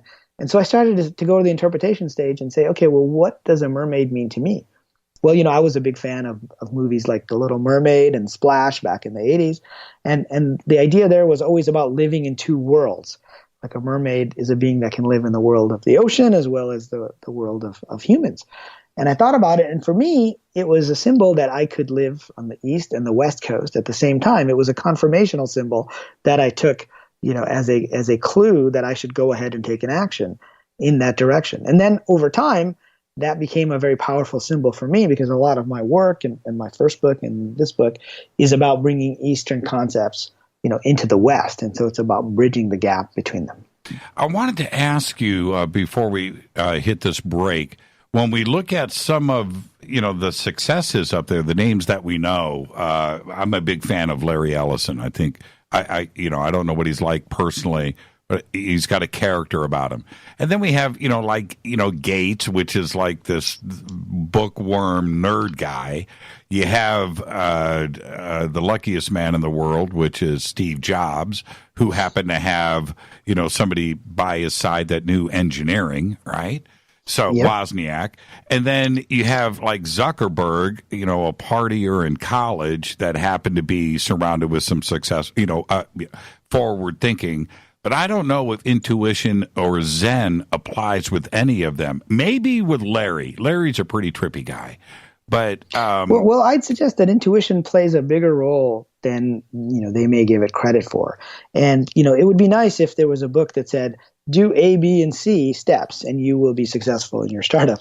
But the reality is that every startup journey is different, and you have to make decisions along the way, and you have to follow your gut. A lot of times, if you talk to very successful people, they'll hone in on a particular future or a particular path that they want to pursue. And you put 10 guys in the same situation, 9 of them would have gone one way, and they choose to go the other way. And so what is it that gets them to go the other way? And I would suggest that it is, in fact, part of their intuition. It could be. Yeah, that kind of makes sense. I guess with Jobs, it's the intuition that Wozniak was onto something and he could sell it, right? But that well, works. yeah, that's true too. I mean, you have to look at what's in the market and what skills are there. If we have time, I can a quick story about Steve Jobs that I tell in the book. When he was in school, he dropped a lot of his classes and he was walking at the edge of campus and he saw a flyer for a calligraphy class, and it called out to him for some reason. So he ended up taking that calligraphy class and fell in love with this idea of fonts and serif and sans serif and all this stuff. If he hadn't taken that detour in his life, when he made the Macintosh years later, he insisted that there be multiple fonts because of the calligraphy class from years earlier. And so that's a case where following a random intuition actually plays into the pattern of our work and our lives, even though it doesn't seem like it at the time. So certainly with Jobs, that was a big part of how he navigated. Yeah, well, that's interesting because who knows what serif and sans serif is, or Helvetica or Times Roman, and calligraphy and the beauty of it and the art and kerning and all of that. Nobody ever paid attention to that, and certainly he incorporated that and made sure that it was part of Apple. Yeah, that's what made them different. Certainly. Yeah, exactly. Otherwise, we might still have green screens with Courier font right now. On Twitter. Yeah, and it's very interesting. Very interesting. Okay, so when we come back, we're going to continue this, and we'll get to UFOs. Everybody, just relax. We're going to make sure that happens. But back to the book, because I want to finish up this thought and continue. When somebody wants to name a company, name their company. That to me is the make or break moment, right? Well, it's an interesting moment. And, I have a story in the book about one of my companies when we were trying to figure out what to name it. And I happened to be visiting my parents in Michigan, and I drove by in Ann Arbor, where the University of Michigan is, a building that had the name of a company on the side of the building. And the name of the company was Arbor Text. And it jumped out at me. We've all had experiences like this, but that's what a clue is. It gives you a funny feeling inside. And I wondered, what is this clue trying to tell me? And then I realized we were trying to name our company. These guys named their company after their college town. So we ended up naming our company Cambridge Documents, after Cambridge, Massachusetts. But the clue stuck with me. And I said, well, there's more to this clue than just the naming of the company. So I ended up contacting that company, visited them. To make a long story short, they ended up being our biggest customer. They got our product into big companies like Toyota and Boeing. And so they were a big part of, our path with that company. And it was all because I had that funny feeling when I saw the name of the company on the side of a building. So I think that's an interesting, one. Do you like, you must watch the show Silicon Valley.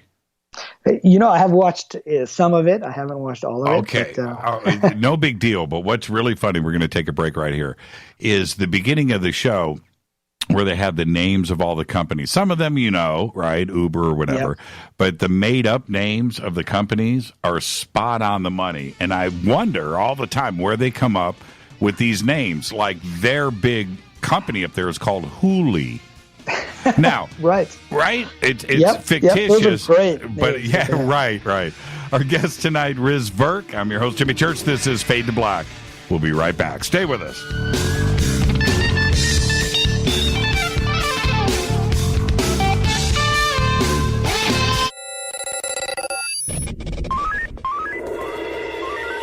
Way out here, we listen to Jimmy Church.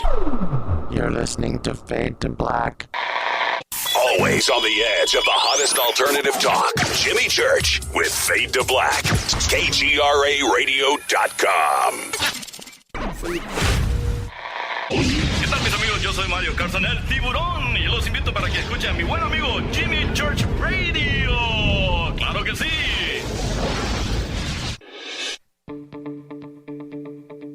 hurricanes, earthquakes, wildfires. This year we've experienced more than our fair share. This is Jimmy Church of Fade to Black, and last month I decided to make sure my family does not have to worry about food should we get caught in a real emergency situation. Introducing Numana, a healthy, storable product that tastes so good that you'll want to eat it every day instead of just during those times of duress. All Numana products have a 25-year shelf life, are MSG and GMO-free, no preservatives, and are made in America. With the Numana pack in your home, you'll be able to sleep at night knowing that you've protected your family. Not only have I tasted and tested, I own it. Now you can too. Just click on the Numana banner on jimmychurchradio.com and use the promo code Jimmy when you order. In addition to a discount, we'll send you an autographed Fade to Black t-shirt. Seriously, go Beckley Tappy.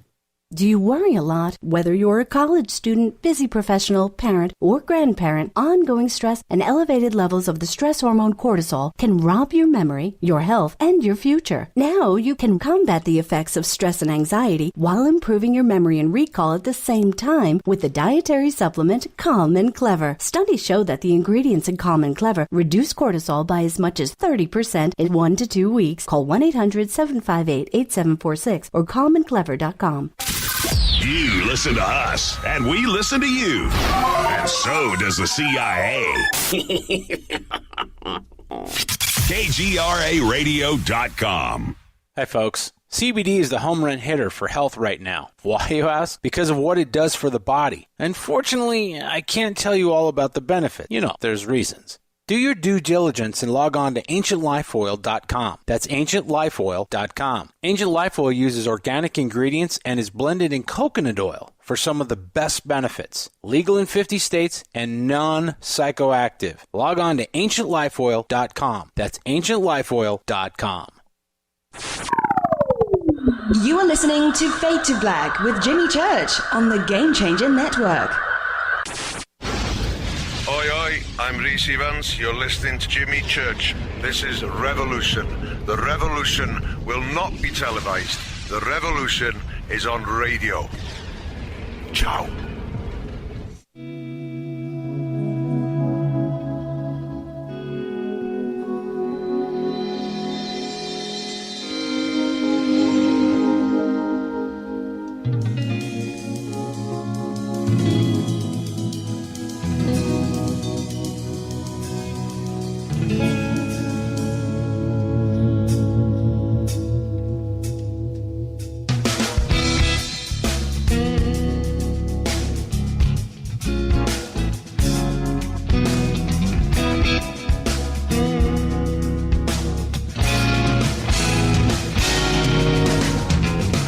Welcome back, Fade to Black. I'm your host, Jimmy Church. You can follow me on Twitter at JChurchRadio. Twitter's on fire tonight. Love it. At JChurchRadio. Use hashtag F2B. You can follow Riz at Riz Stanford. And he's up there, and his links are there, too, as well. Now, Riz, I have to ask the obvious question. I just want to know, do you hang out with other Silicon Valley guys, heads of companies and professors at MIT? And do you guys actually sit around at some secret location and discuss these topics, you know, UFOs and Zen and consciousness? Well, yeah, I would say, you know, I do have people that I discuss these topics with, but they're not always necessarily the Silicon Valley heads of companies you might know, or MIT professors, although we did do, as part of my program at MIT, we did a shamanic journey class at the MIT Media Lab, which was probably the first time. Did you guys discuss like ayahuasca?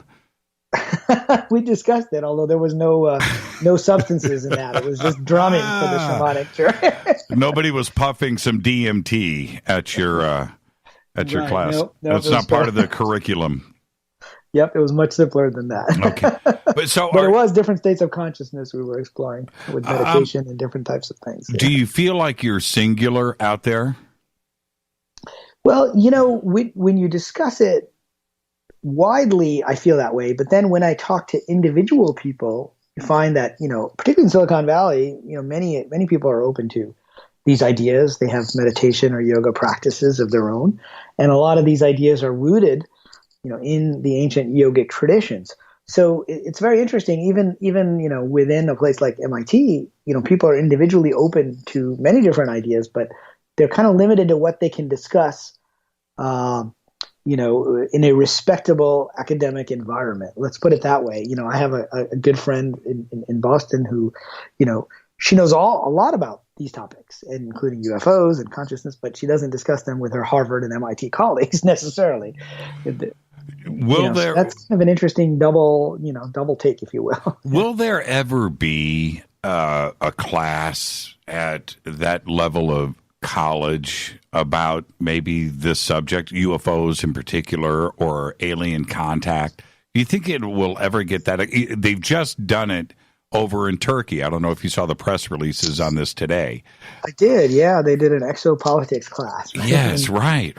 Turkey, which is great. And, there have been universities here in the U.S. that have done, classes on which are about the philosophy behind Star Trek episodes, I almost feel like it's easier to for academic institutions here to kind of start off with a science fiction angle, because there are many Star Trek ideas that bring up this idea of multiple timelines of different races and first contact, or you get to more of the hard science where even SETI, which is here in Mountain View, right, is talking about extraterrestrial biology, like what would plants and beings on other planets, what would they look like biologically? So, I think it may take a while unless there's a dramatic event that forces it to the front.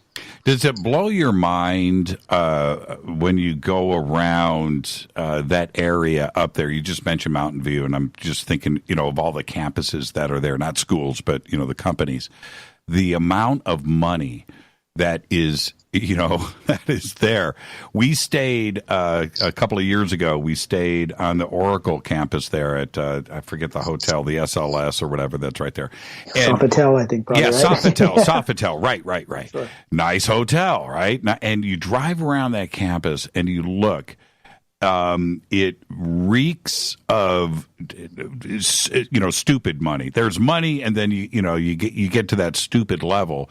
And you think to yourself, software did this. Software built this. It blows my mind. Do you ever get used to it? It's hard to get used to it. And there is a lot of money here. And in some ways, I think there's too much of a focus on money here, right? It seems like we've lost that core focus on innovation, right? It's a lot of people chasing, to become the next Kleiner Perkins funded company, to go be the next IPO, whereas, you look at companies like Apple, which we talked about, they started in a garage right here in Mountain View, actually, right? Mm-hmm. Or Silicon Valley became called, it was called Silicon Valley partly because of Fairchild Semiconductor, which was down the road here as well. But it was more about the innovations in the past. And I think now it's gotten to be a lot about the money. And that is a little disconcerting, particularly for somebody who's a little more spiritually minded. Like myself, where, I think starting a company is as much an act of creativity as it is an act of commerce. It's about expressing ourselves to build something, some vision that we see that calls out to us in some particular future that we're navigating towards. And I think that gets lost sometimes. Yeah, I think some of these kids these days, fresh out of college, and they're writing some good code and some good K-locks, and their concern is, when going to a company, is not necessarily the innovation or the vision, but it's their package. Right.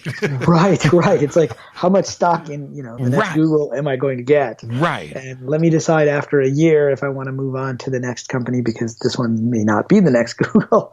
So yeah, unfortunately, there's a lot of that. And I think, because of that, some of the jokes in Silicon Valley are right on, Now, I haven't seen all of the show, but the episodes I've seen, so some of them are right there. And this is where I get really interested in Silicon Valley is quantum computing. And and I mentioned this to you in an email, but and you brought back to me the same some of the same ideas in the book, which is this, and it's a very important concept that the world needs to wrap their head around, and the possibility of parallel worlds that we're talking about, either on the shamanic level, which in consciousness, the ability to leave your body and visit another world, and that the multi-worlds theory or parallel worlds, which in quantum physics and quantum theory clearly needs to exist for it to exist, and quantum computing, and for qubits to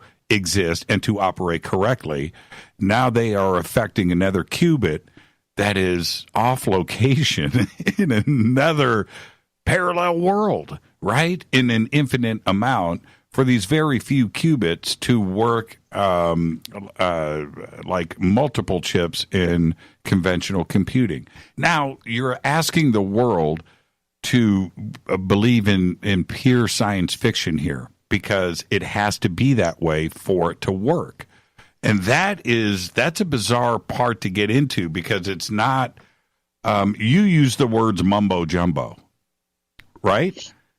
Right? Yeah. Okay. It sounds like mumbo jumbo sometimes. It sounds right? like mumbo jumbo. Or in Star Trek, technobabble, right, is what we would call it. Technobabble, and it clearly is not. And Silicon Valley and the future, which is quantum computing, has to have their feet grounded in mumbo jumbo to make these theories work. Yeah, I mean, I think quantum computing is a really interesting area, and I think we're just getting started with it. And for those who aren't familiar with it, it was first proposed by Richard Feynman, the physicist. And the idea was, in regular computer science, we have bits, which are zeros or ones in the digital world, and we assemble a certain number of bits, 64-bit, 32 bits, to store information. And in quantum computing, we have this idea of qubits, where the bit is superposed. So it's neither 0 or 1, or you could say it's both 0 or 1. So if you have, say, 8 bits, and you could start to look at all the possible values of the zeros or 1.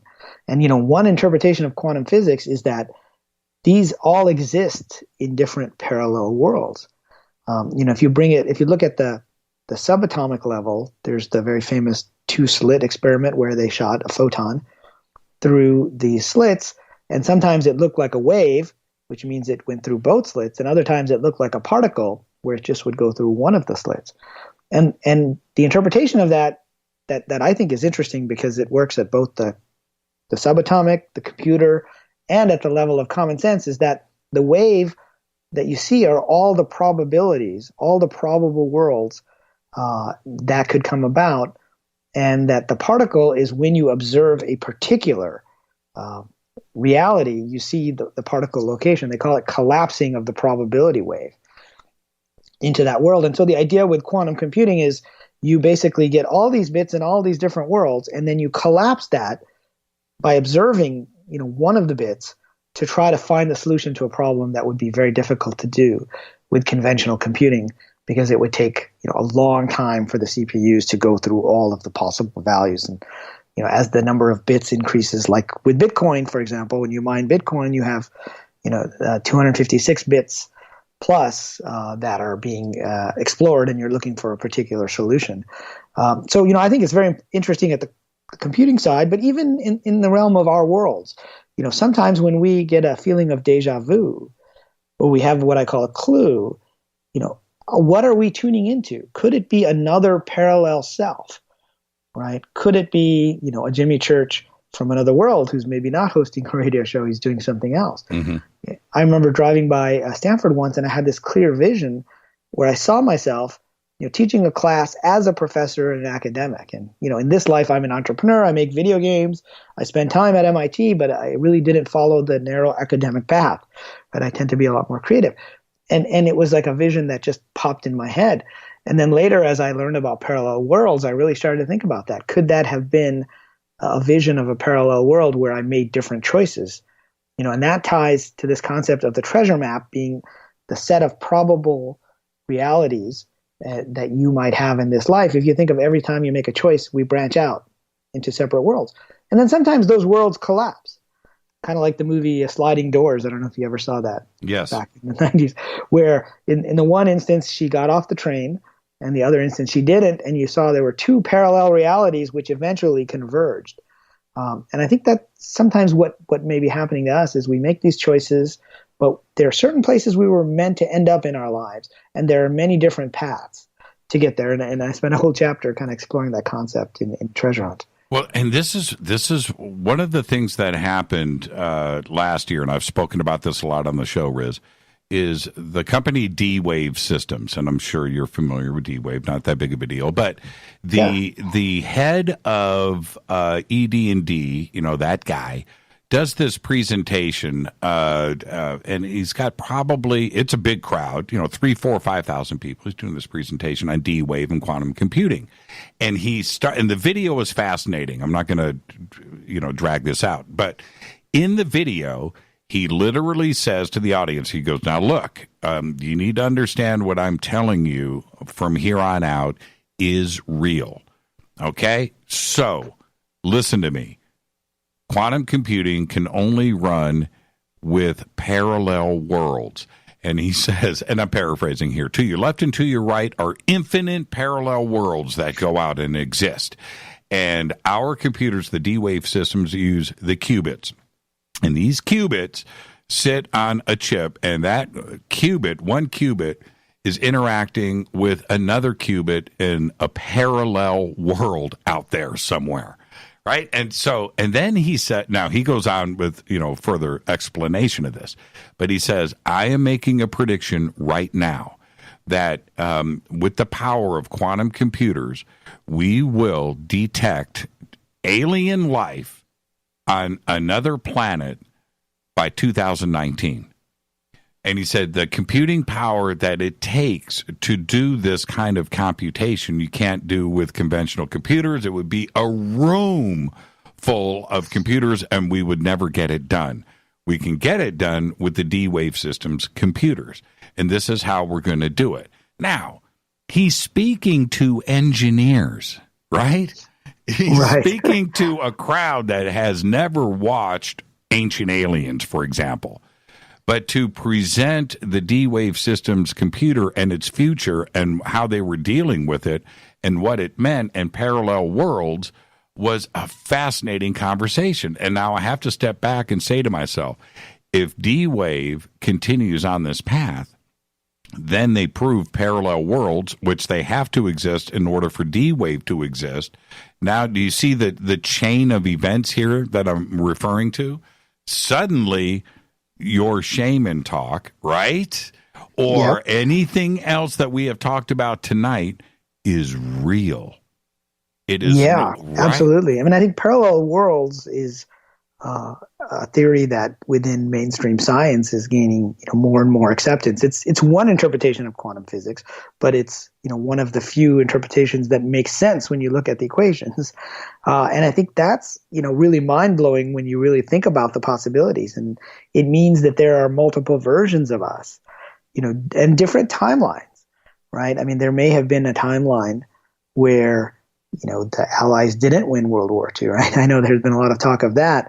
And then there's this idea of merging timelines as well. I mean, if you can communicate between parallel worlds, the real trick with quantum computing is not just this idea that there are these qubits, which is kind of core to the whole idea, but to do something with a quantum computer, you have to figure out, how to get the solution, because the solution's out there, and I think that's true in any problem in life, right? The solution, there may be another version of us that has already solved that problem. And if we can find a way to connect to that other version of ourselves or to a future version of ourselves, we can then get that information and bring it back, into this reality. And we still have to do the work. I mean, even when you look at whether it's shamans or scientists like Einstein, who had the famous experiment of being on a light beam, it still took him many years to come up with the theory of relativity because he had to prove it mathematically. Or Mendeleev, Mendeleev saw all the elements in a dream when he was dozing by a fireplace on the Black Sea. But when he woke up, he knew he had a solution, but he still had to do the work of bringing that into this reality. And sometimes that's the hard part of quantum computing, is figuring out how to bring that solution down into this reality. But I agree, it's pretty mind-blowing and could lead to all kinds of interesting advances. And whether you're talking about aliens or parallel worlds or interdimensional objects, right? I mean, there's a lot of people who believe UFOs may not be extraterrestrials, but extra dimensions. And could you create technology that could break through and go to parallel worlds? Well, if we continue on this path, and it's going to continue, and this opens up to, scientific white papers, and this is now the future of the hardware and the manufacturing side of computing. What does this do with religion? What does this do? What does this do with the very foundation of nearly the entire planet that have a belief system that is going completely against this? Or is there a way to merge the two and not have pandemonium? Well, I think thus far in the mainstream, they haven't really gotten to the point of absorbing this information. To a certain extent, I think, like with the theory of relativity, people understand that idea. Time flows differently when you travel really fast. And that idea has gone from being a mathematical paper to a concept that we can all talk about. I think the parallel worlds idea is something that has not gotten there. And I think it would be resisted by a lot of people. And so I think, we're in for a challenge there when we realize that there could be other versions of ourselves doing different things. And that's what, let's go back to that idea we talked about earlier, where is this a simulation, right? And then the question is, do those other worlds actually exist, or are they probabilities? So again, I'm a video game designer. I would lay out lots of probabilities and paths that you might follow. They're all there somehow, but maybe you can only perceive one of them at a time. But this is where I think some of the technology, particularly as you start talking about the consciousness technology around, there's the anti-gravity component of UFOs, but there's also this idea of being able to control where you go in time and space using consciousness. That becomes a very interesting discussion about what is the timeline that we're on. It kind of reminds me of a Star Trek episode. I don't know if you ever saw this episode of The Next Generation where they end up saving an old Enterprise from the Klingons. Like it was an Enterprise from that came forward in time that was supposed to be destroyed. But they end up saving it, and it goes back, and suddenly the whole timeline is different. Now the Enterprise is at war with the Klingons. The war never ended. And everybody thinks that this timeline is the real timeline. But there's one alien on board, Guinan, played by Whoopi Goldberg. In her mind, she recognizes that something's wrong, that they're not in the right timeline. They're in like a parallel timeline. And she convinces Picard and others that they need to let that Enterprise go back in time and get destroyed by the Klingons because that's what ended the war. But it's this idea that our minds are the key to being able to sense these parallel worlds. And I think there's a lot more to those Star Trek episodes than we might think normally. I'm fascinated with this thought. You go to Fry's, right? You go to Fry's and you're just kind of kicking back in the computer section, and you're listening to the salesman talk to a set of parents buying a computer for their kid going to college. And he says, well, see, this one operates in parallel worlds. See, and so, right? Now, that conversation is very close to happening. And what a great place it'll be when it does. But, it's right there. We're years away from having it at a consumer level, but it's going to get there. D-Wave, which you mentioned, is one of the first companies to come out with a quantum computer, and I think it cost like $1 million to have the computer. But, IBM has these 5 qubits. And so other people are experimenting with it. And it's going to revolutionize computing because you have to do computing differently. If you think of all of software today, right, where I'm on Skype on my computer, right, it really comes down to this idea that zeros and ones are stored. And actually, I was surprised when I was at MIT and I learned how that actually works. They basically look at the voltage and they say if it's between 0 and 3 volts, it's a 0. If it's between 7 and 10 volts, then it's a 1. Like that's how they're storing it. Well, theoretically, if you use that approach, there could be any number of values. It doesn't have to be just a 0 or 1 if you're just kind of taking the volts. Now you get in the world of qubits, and you get into this idea that this bit can be either 0 or 1. Well, that's our computer science. But the fact is, it could be infinite number of values if we're talking about parallel worlds. And so that gets into a whole new schema for computing. And I think it'll be, a challenge even to reconcile that view of computers with the types of computers we have today and the type of computer science that I learned in school. Now, what about, we've got 5 minutes before the break, 4 minutes. What about this idea of interaction with parallel worlds and the Mandela effect? Could the Mandela effect be real, and that is what is going on? Well, now we're getting into some interesting speculation, right? It could very much be real. I mean, we've all heard stories of kind of these time slips, right? And it could be that there were multiple timelines that have converged. There's a great quote about dreams, and I spent a lot of time in both my books talking about the dream world, because we have what are our personal dreams, what the Tibetans might call karmic dreams, and then there are clear dreams where we're actually perceiving reality that exists beyond just what we're creating in our minds every night, and there's a hatch or a door between the two, and lucid dreaming is that hatch or door, right? And so we're basically merging those. And a great quote about dreams is, dreams seem real when we're in them. Can we say more of life? And so this timeline feels real to us. But, this may even be, some of the dangers of some of the quantum technology as we start to mess with different parallel realities. Is it possible that could be used to go back and actually change the timeline, or not necessarily change it, but shift us to a completely different timeline? And that's a very interesting area and potentially a dangerous area once we get beyond, using qubits to solve computational problems. We're talking about actually affecting our reality. And so have you had an example of the Mandela effect for even you, where you step back and go, well, I guess there's something going on here?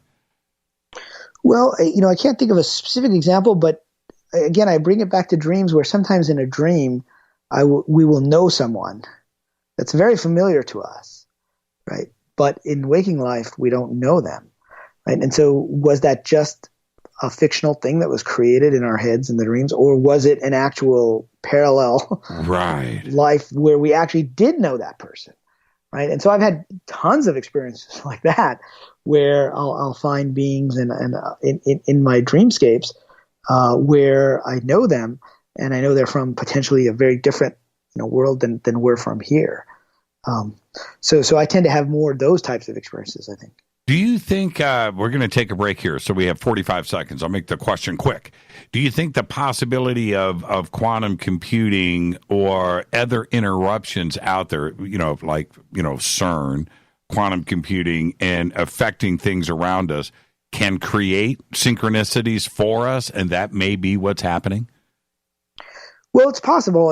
As I said earlier, I view synchronicities as like a glitch in the quantum matrix. So, right. We're catching a glimpse of something which is from either a future time or a parallel time. And so if that's possible, then it's certainly possible that as we start to mess around with subatomic particles, like they've been doing at CERN and other places, that it could actually affect reality. Even there's a lot of interesting science fiction that's been written about that. Where they end up seeing into the future and what they're doing. 6 months from now, I forget the name of the book, but they made it into a TV show a few years ago as well. Well, that's exactly what I trip on. CERN, started getting serious in 2010.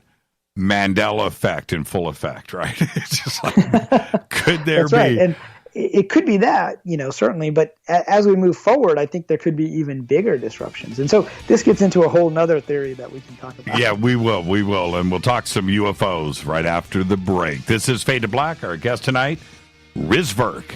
His new book, Treasure Hunt. This is Fade to Black. Stay with us.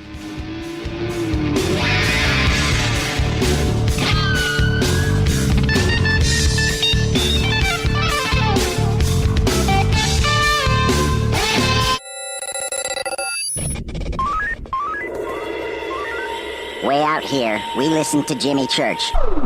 You're listening to Fade to Black. Always on the edge of the hottest alternative talk. Jimmy Church with Fade to Black. KGRARadio.com. ¿Qué tal, mis amigos? Yo soy Mario Carson, el tiburón, y los invito para que escuchen a mi buen amigo Jimmy Church Radio. ¡Claro que sí!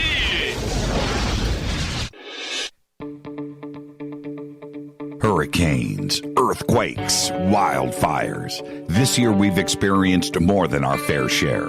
This is Jimmy Church of Fade to Black, and last month I decided to make sure my family does not have to worry about food should we get caught in a real emergency situation.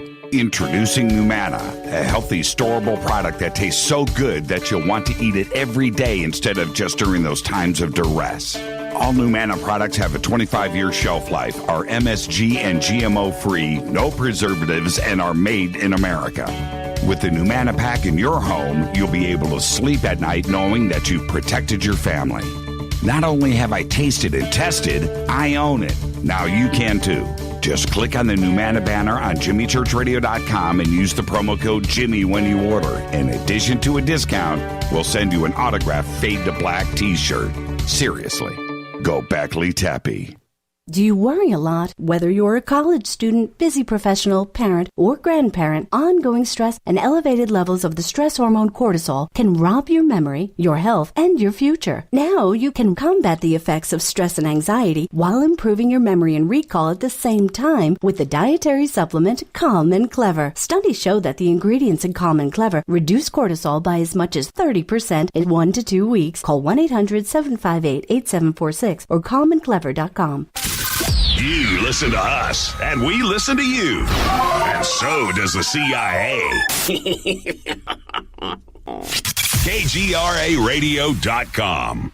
Hi, folks. CBD is the home run hitter for health right now. Why, you ask? Because of what it does for the body. Unfortunately, I can't tell you all about the benefit. You know, there's reasons. Do your due diligence and log on to AncientLifeOil.com. That's AncientLifeOil.com. Ancient Life Oil uses organic ingredients and is blended in coconut oil for some of the best benefits. Legal in 50 states and non-psychoactive. Log on to AncientLifeOil.com. That's AncientLifeOil.com. You are listening to Fade to Black with Jimmy Church on the Game Changer Network. Oi, oi, I'm Riz Virk. You're listening to Jimmy Church. This is Revolution. The revolution will not be televised. The revolution is on radio. Ciao.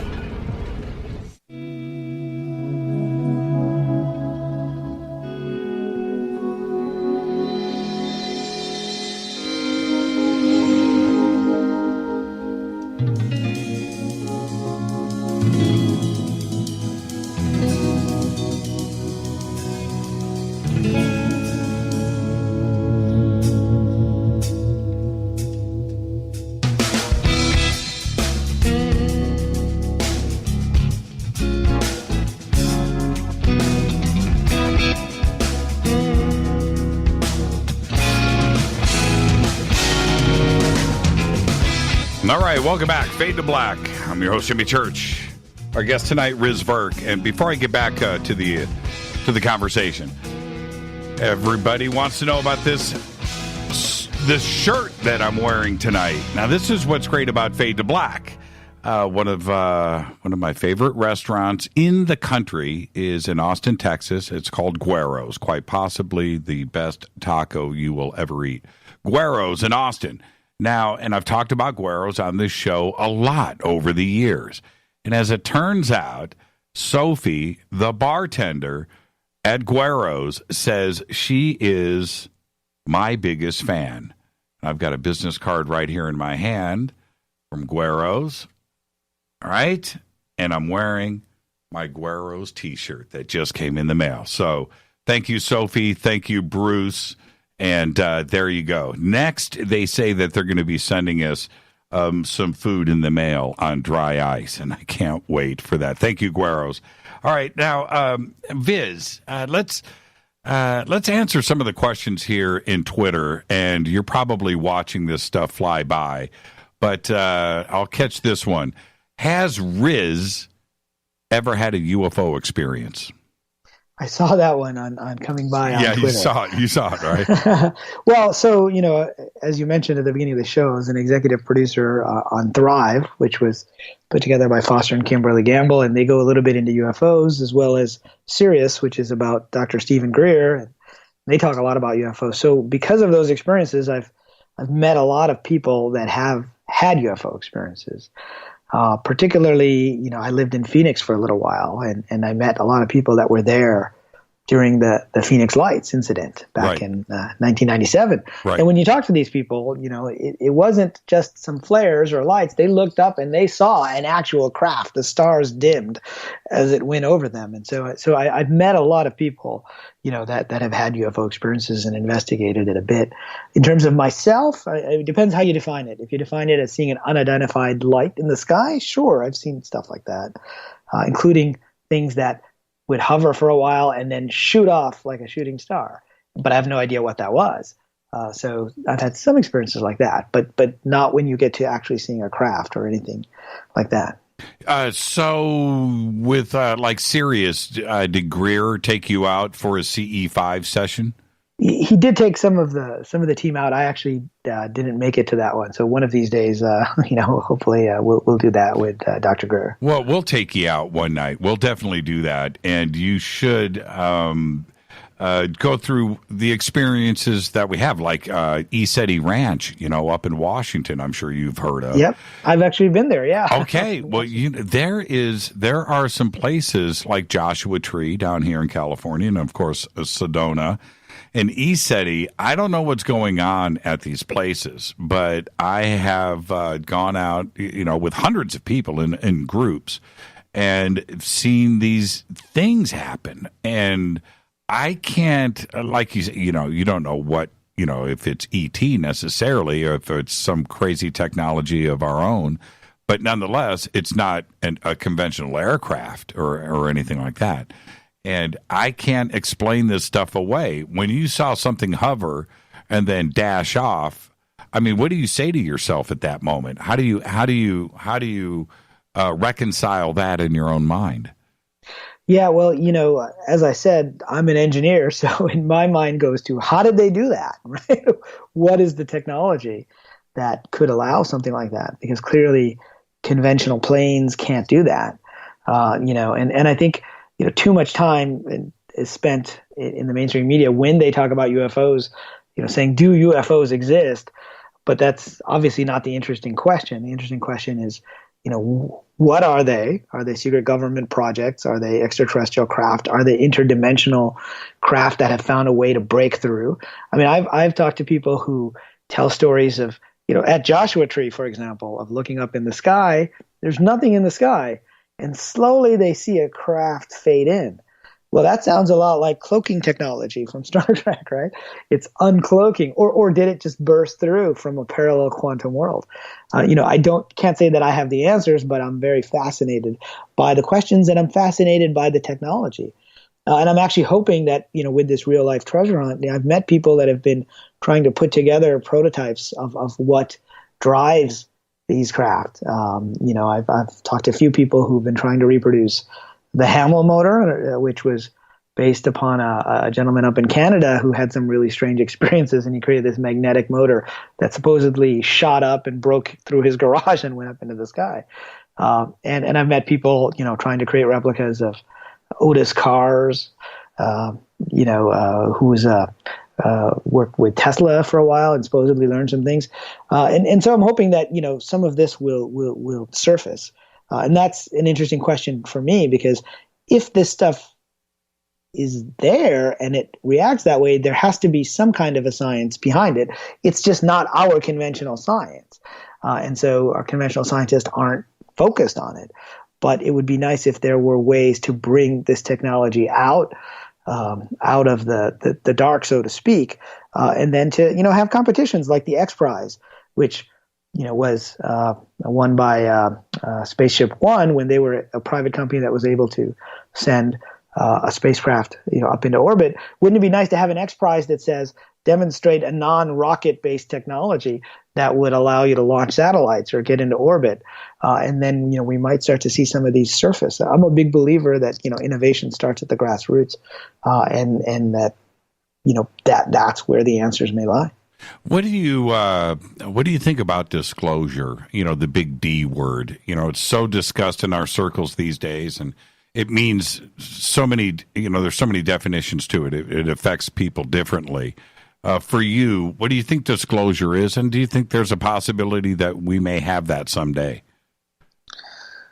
Well, so yeah, I think I've been hearing, disclosure is around the corner, and I've been hearing it for many years now. So it seems like every year there's people in this community that are saying disclosure is coming, next year or the year after, and even with this election, right, with John Podesta, I have a feeling that there may be another reason if disclosure hasn't happened yet, and I got introduced to the UFO phenomena like lots of Americans through watching the X-Files, right? Mm-hmm. Back in the 90s, and got to meet Chris Carter, creator of the X-Files, a few years back, which was quite fun.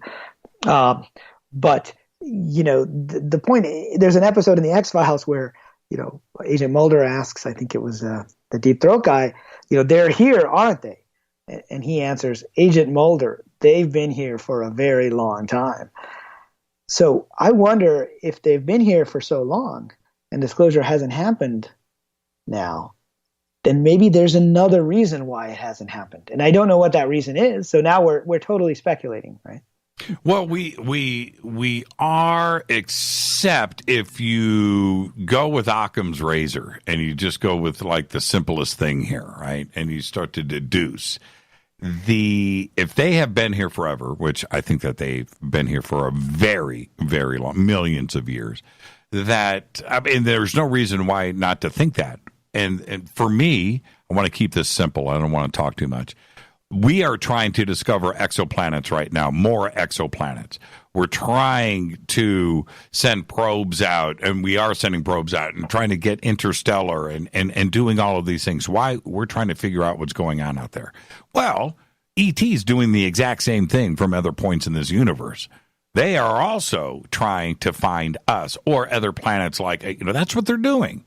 And there has to be multitudes, millions of civilizations out there, and I'm saying that in a literal sense, that has been out mapping the universe and that has found Earth thousands of times, and not from one planet. I'm just talking about from multiple points and different civilizations. That has to be the way that it is. It can't be any other way.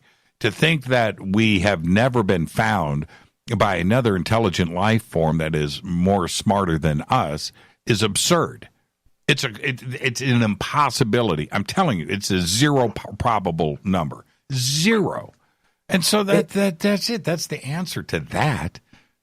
Yeah, and if you look at conventional science today, as we discover these planets, the estimate for the number of planets in the galaxy alone, right, is skyrocketing, right? So you're in over 100 million potential planets out there, many of whom may be in that Goldilocks zone where we are with Earth, between being too hot and too cold.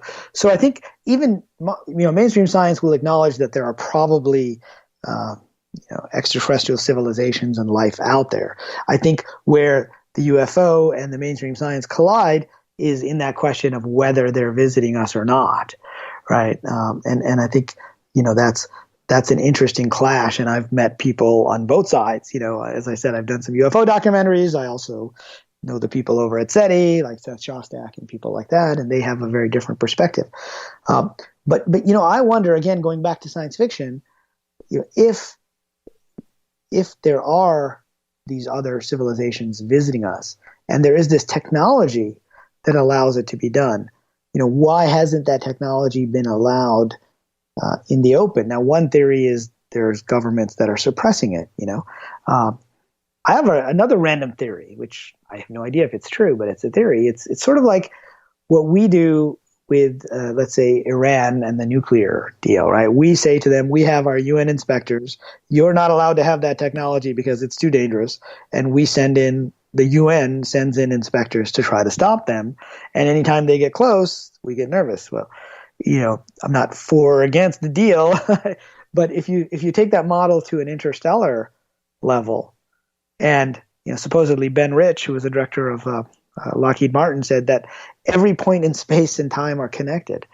Is it possible that this technology, if it were to get out, would allow us not just to travel to other star systems, but again, getting back to our earlier discussion, it would allow us to start jumping to parallel worlds because it's a quantum-based technology. It's not a traditional propulsion technology, right? Because we often think of it in terms of mainstream science will say there's no way they could get here because they can't travel fast enough, and it would take, thousands of years or whatever the case is.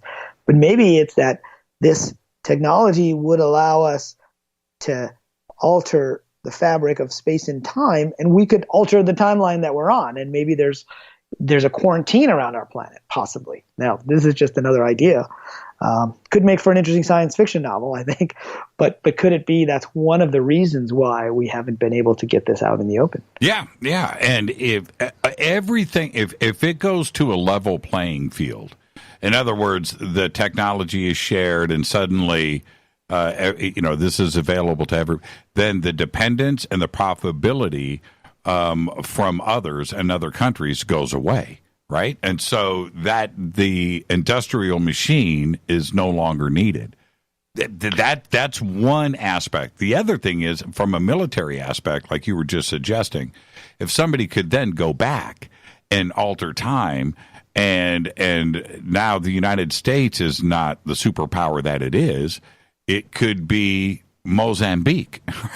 Right. It could be a democratizing effect, right. Which could be problematic for the people in power who happen to be us. It could go back and change it all. So that would, again, interrupting, the New World Order's plan, whoever they may be, but there is a military industrial complex that is running things and is profitizing on our current structure. That's it, our current economic system.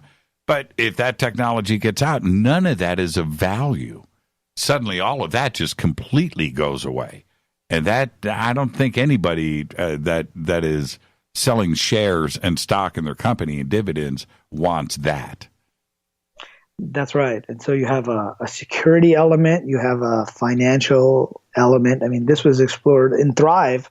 I know Foster and Kimberly, they explored this quite a bit. And, Foster has said he's met inventors of these types of technologies who have been shut down. And so you ask yourself, well, what is the motivation for them to shut this down? And it could very much be a wealth motivation, right? I mean, if you look at the history of the world, right, oftentimes economics drives most warfare. And you look at the East India Company, which was the biggest company in the world. We're looking 100 or 200 years ago. And they had their own private army. And it was for importing goods from India and as part of the British Empire. And so they had a lot of influence on what happened with the British Empire and with India. And then that, we don't have any one company today that is that big, actually, as a percentage of GDP. But we've got these oligopolies, if you will, and you've got lots of interests within each of these, whether it's pharmaceutical or the aerospace industry, et cetera. And so I think that certainly, could play a role. Definitely. Should we be afraid of Google? If there is one company, I used to think it was Microsoft. There's a possibility that we could think of something like Facebook, because the global influence is, it's without question. But should we be afraid of Google? Because they are, as far as in pursuit of AI, that is their goal. There's no question about machine learning and imitating us, right? That's what they are doing right now. Should we be afraid of that? Well, I think, the broader question is, should we be afraid of artificial intelligence, and machine learning? And yeah, Google already has so much information. I think it started off as a company that everyone felt good about. But I remember, when I was at Stanford Business School, we had Eric Schmidt, who was the CEO, and, he spoke, and it was funny because I wasn't in the main auditorium. I was in another room, but there was this big screen and his head was filling the whole screen. And he was talking about how, well, we know when people are doing searches on a particular disease in a particular area. We know when people are searching for particular products. And it was starting to make me uncomfortable, right? Because the amount of information that they have about you, it could be used in all kinds of ways. But getting back to the artificial intelligence question, AI is interesting because it's a different, machine learning is a different way of thinking about software and code. When I learned to code, it was on the Apple II with BASIC. I made a tic-tac-toe game, and it was about statements. I would define the rules, and the program would run. And now they're starting to basically put the machine learning against a bunch of data. So it's not so much rules, but the data itself, which figures things out. There's not tying this back to what we were talking about earlier with dreams. Let me tell a quick story about a dream that someone had. It was a young filmmaker named James, and he happened to be in Italy, and he happened to have a fever, so he couldn't go to the set. So he ended up having this nightmare about these robots emerging from the fire, and he woke up and he couldn't get it out of his head. So he drew a picture of the robots emerging from the fire, and he showed it to his friend Gail. And she said, well, that's interesting. What's the story here? Maybe you can write a script. And so he ended up writing a screenplay, which ended up being the Terminator, right? Yeah, right. Right. So we're talking about James Cameron. And as you watch the Terminator films, the first time I saw a drone, was the HKs, right? The hunter killers. Right. And we now have drones that, are firing from remote control. Once that technology has been perfected, which it has, which is that you can have people sitting in Langley directing a drone to fire in Afghanistan, right? It's not very far from an AI or another computer system being able to take that over and issue the commands. Now, I'm not saying that we're necessarily headed for a Terminator type scenario, but I do think it's not out of the realm of possibility. It's not far from our defense technology, our AI, and Skynet, are not that far off, in my opinion. Yeah, it's scary when right now, if you want to be a pilot, you don't want to be a pilot. You don't want to fly for American Airlines. Right? You don't make any money. You want to be a drone pilot. That's where the money is right now. This is some serious six-figure money for 18-year-old gamers. Right? That's true. Yeah. Drones are very popular and very big right now. That's where the money is at. And you will get a serious signing bonus from the Air Force or from the Navy or from the CIA. Let's stay on AI. Can I get you to do some overtime? We're already at the end of the show. You can hang out, right? Sure, I can hang out for a bit. Okay, let's hang out. Let's stay on AI and the singularity. When do you, not the Ray Kurzweil version of it, because he's too broad. He's saying anywhere from 2018 to 2036 or whatever his numbers are. And Ray's a bright guy. But when it gets to the point where it's sort of there now, where AI is writing its own software, right? And answering its own questions and problem solving. Is that the singularity that we need to be aware of? Because if that's the case, it could be next month. Well, yeah, again, it depends on how you define singularity, right? Is it when the computer is as intelligent as a human? Is it when we can pass the Turing test, right? Which, was the test that Alan Turing put forward, back in the World War II. 50. Right. 50s, right afterwards, after he was involved with the whole Enigma, decoding thing, where you would interact with a computer, and if you couldn't tell the difference between the computer and a human, then you're at that point. I mean, I don't think we're quite there yet, right? We have chatbots that are used a lot, but they're just, often annoying and just sending us a bunch of videos. We're not really answering our questions, but they're getting smarter and smarter. And a lot of this has its origins in games. The first chatbots were really non-player characters in games. And you look at text games like Zork, from the 80s, which got more and more sophisticated at parsing. But yeah, I mean, I think depending on how you define the singularity, we're still a little ways off. I mean, when I was at school, I remember. Stop right there, Riz. When you say, I don't want to be rude, I have to. When you say a little ways off, okay, are we talking 5 years, 10 years, or 5 months? What's a little ways for Riz Virk? Well, so when I was in school, AI was always 5 to 10 years away. Right back in the 80s, there was a wave of AI, but really that was a bunch of expert systems, which turned out to not necessarily be the holy grail of AI, but they kept thinking it was 5 or 10 years away. And so, AI now has gotten very hot, and there's a lot of things that can be done. I live in Mountain View, just down the road from Google, and I see the Google cars driving by all the time, right? And they have a pretty good operational record. In terms of the self-driving cars, Tesla has its. So I feel like it's accelerating now. But yeah, I mean, I think we're at least, 10, 20 years. It may even take, if you think of AI today, it took a big insight. The AI of yesterday was rule-based systems. And somebody said, forget who it was, but they said, well, what if we could do a neural network and we could train it with data? Then we wouldn't have to write any code or any rules. The code would the data set would learn, and the parameters would automatically be verified. And that turned out to be good for a set of problems, just like the rule sets were good for a certain set of problems, but they didn't work for generalized AI. Turns out this neural net data training approach was good for things like recognizing handwriting. That's right. AI has gotten very good at that. Faces, we're almost there yet. We're almost there, but we're not quite there where AI can recognize faces that well. I mean, the new iPhone 10, right, has the AI recognition software, and sometimes it gets it wrong. Just like, voice commands.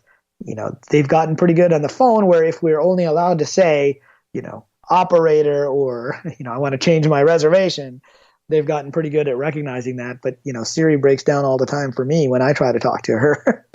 She doesn't quite get what I'm trying to say. So, but I think for that class of problems, this data-based neural net approach is a pretty good one, and it's getting there. So that's maybe, in the next 5 to 10 years. But there may need to be another breakthrough that says, you know what, this was a good idea, but we need to do it this other way. It's a different paradigm. And so that's why I think we're a little bit further away from the singularity than a lot of people here might think. Well, and we're going to hit a break here. This is my concern. I did the same thing that you did. I programmed in BASIC tic-tac-toe on punch cards. Okay, I did that.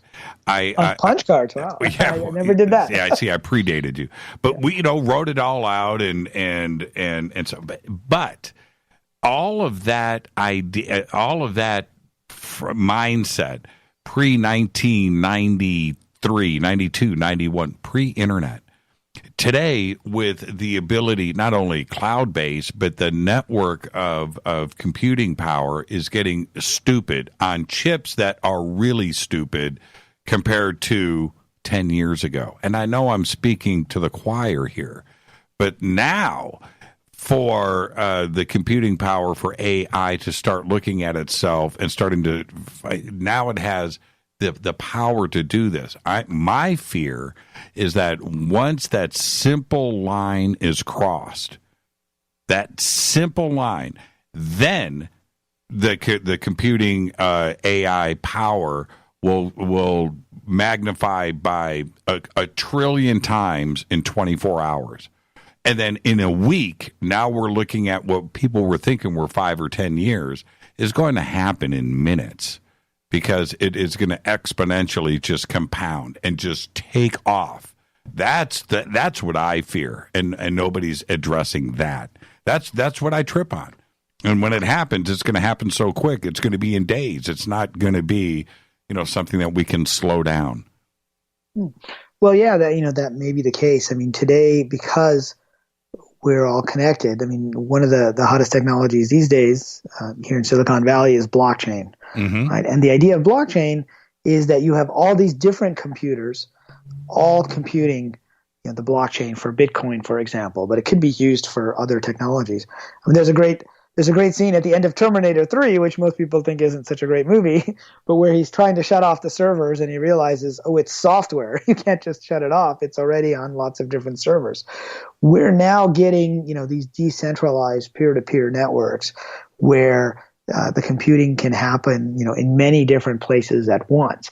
And I think, if something like that happens where you can't shut it off, it would be in a decentralized architecture.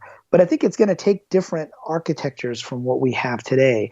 And that's why I'm not as worried, at least within the next 5-10 years, because I feel like, even though there's been great progress in the last few years, the computer science hasn't changed much. It's still, except for, say, the quantum computing world, but it's still about these algorithms and how they translate into code, and then the code runs on these chips. But if you look at, one of the hottest companies today in Silicon Valley is actually NVIDIA, which makes GPUs, right? And those were graphics processor units. And they figured out that, to do high-level gaming, it's better to have a separate chip so you don't tax the CPU that's just dedicated to doing graphics.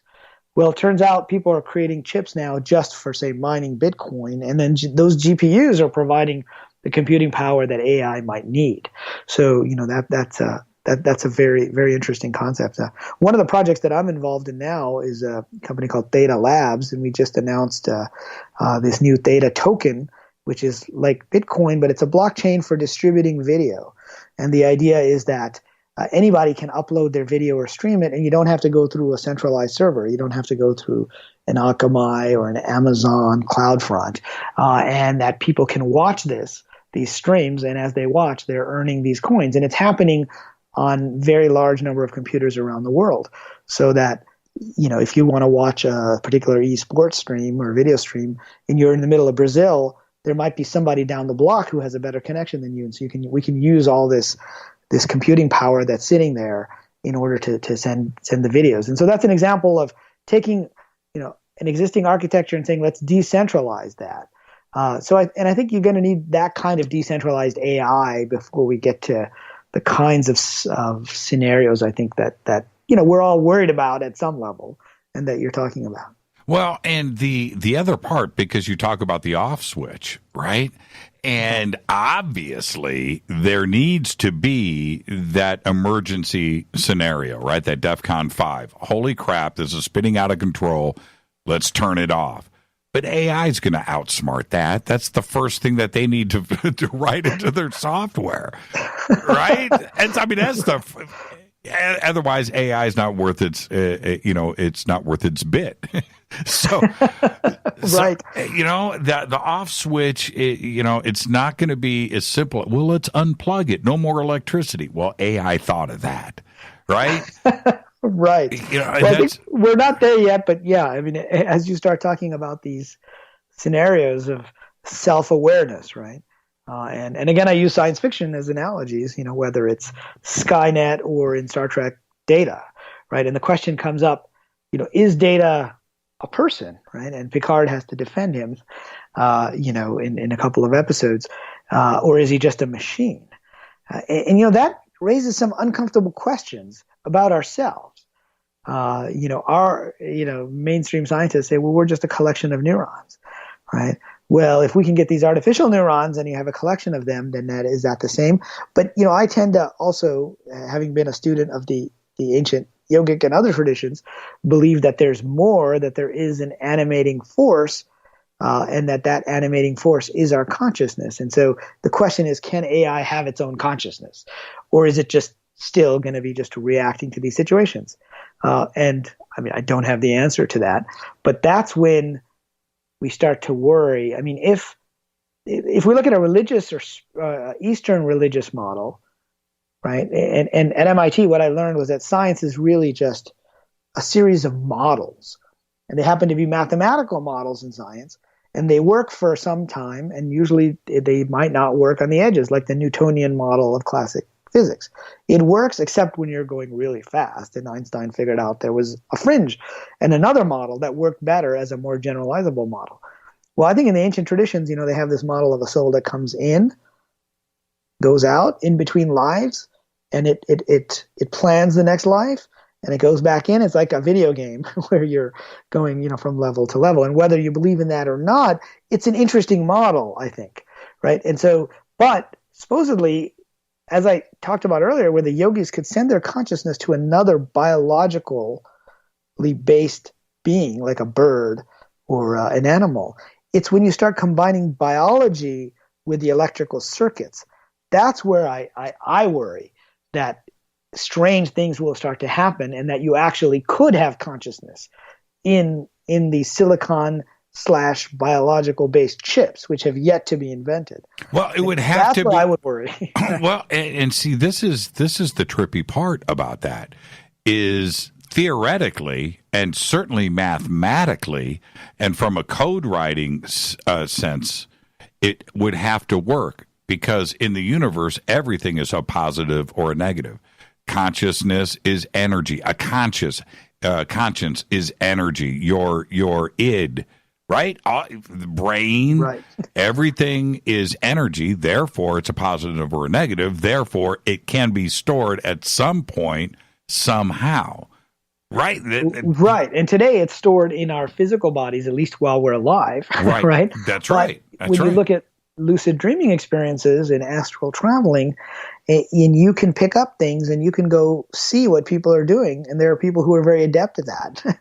Right. And so if your consciousness can leave your body, it can go elsewhere. Right. And so, I think at some point there will be hybrid biological silicon chips where we may be able to do that. I think it's further away than Ray Kurzweil thinks it is, because they're thinking strictly in a silicon electricity model. Right. They are. Yeah, you're right about that.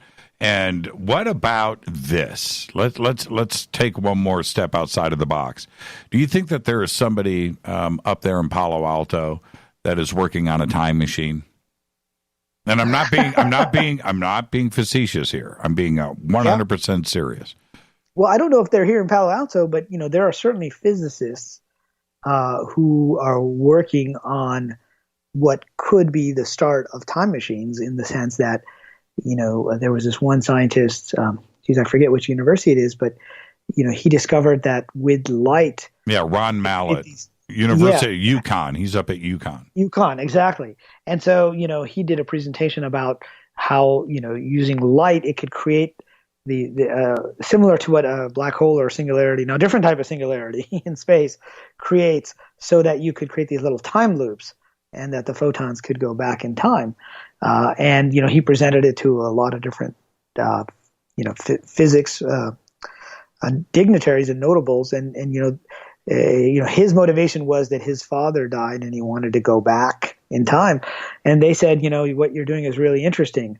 The only problem is the way that you've constructed it, the furthest that you can send back the information to is when you turned on that machine, right? Mm-hmm, mm-hmm. So it wasn't a generalized machine. It was from the time that you turned on that machine, then theoretically, at least, you could send information back in time. But yeah, I think there are people who are intrigued by it. But I think that the real answer is going to be in this idea in consciousness that we talked about earlier, that consciousness affects what we see. And there's a physicist named Fred Alan Wolf, who I quote a lot in my book about quantum physics, because I'm concerned about where do these synchronicities and these intuitions and these hunches, where do they come from, right? And my conclusion was they come from probable future selves or parallel lives. He says that our minds are like time machines, able to sense the flow of information from the future and to the past. So that means not only is the future sending us information, but we're sending information, back to our past, right? So we're already somehow communicating. And somehow I think, personally, I believe that's where the key is learning to then add some technology to help with the process of what's already working, right? In nature, what exists. Sometimes you look at what exists in nature and then you find a technological solution. Where did neural networks come from? They looked at neurons and said, that's how neurons work. Let's see if we can reproduce that in computers and in computer science. And so here are physicists telling us that we already have a device that's sending information back in time. It's called our minds. Now, is there a way to work with that, with some type of technology that could ultimately lead to at least a machine that sends information back? I'm a great fan of as I mentioned, science fiction and fantasy. There's a great movie from the 80s or 90s called The Prince of Darkness. I don't know if you've ever seen it. Yes. Oh, absolutely. Great movie. Great movie. And this Caltech team goes out to investigate this anomaly in the basement of this church, and they realize there's some Prince of Darkness, and they don't want to release him. But what starts to happen is they all start to have the same dream. And it turns out that dream is from their future selves warning them, don't open the coffin of the Prince of Darkness, because then he'll get released and there'll be this big catastrophe. And so they needed a way to send message and information back in time. And they were the only receivers that the team had were their minds and when they were dreaming. And that's where, they were able to receive that message from the future. So I think consciousness is a big part of that, in my opinion. A few years ago, we had Michio on the show, Michio Kaku, and he said one thing. I ended up going and doing some research on this, and he was right, somewhat. It's hard to confirm a lot of this, but he said one thing on the show that was disturbing. And he said, we were talking about immortality and USB drives and downloading yourself and so forth, for space travel and to get that stuff done. And he said, at DARPA, Jimmy, right now, they can record your mind. And I was like, oh, wait. Now, so I go and that's a disturbing thought, right? So I go and I check out DARPA's funding and where their funding is going to.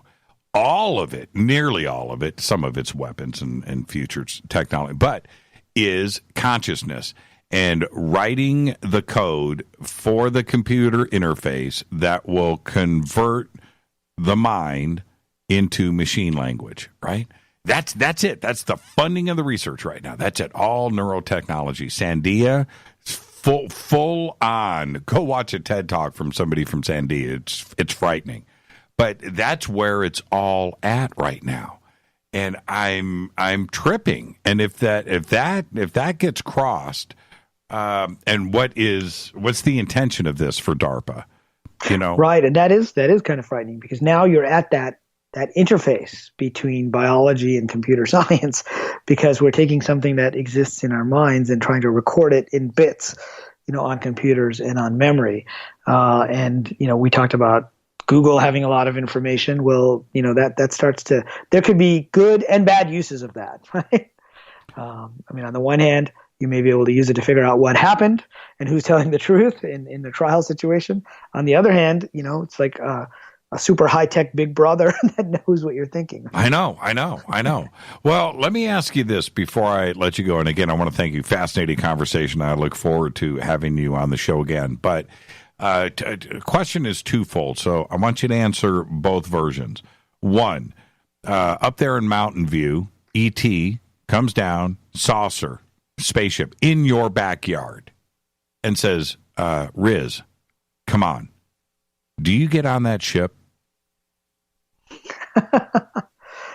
Theoretically speaking, that was an uncomfortable laugh. So, yeah. Well, I thought about it. It was reminding me. Not theoretically. I'm saying tonight we say goodnight, and you're out in the back patio, and this happens. Do you get on the ship right then? I at that moment? Would, because again, I'm an engineer, and I want to know, how does this stuff work? Where are these guys from? Right. So it's reminding me of the last scene from Close Encounters. When they took Roy onto the ship. And so, yeah, I probably would, but it would be more out of my curiosity about, what's really going on and how does this stuff work. Yeah. Are you married?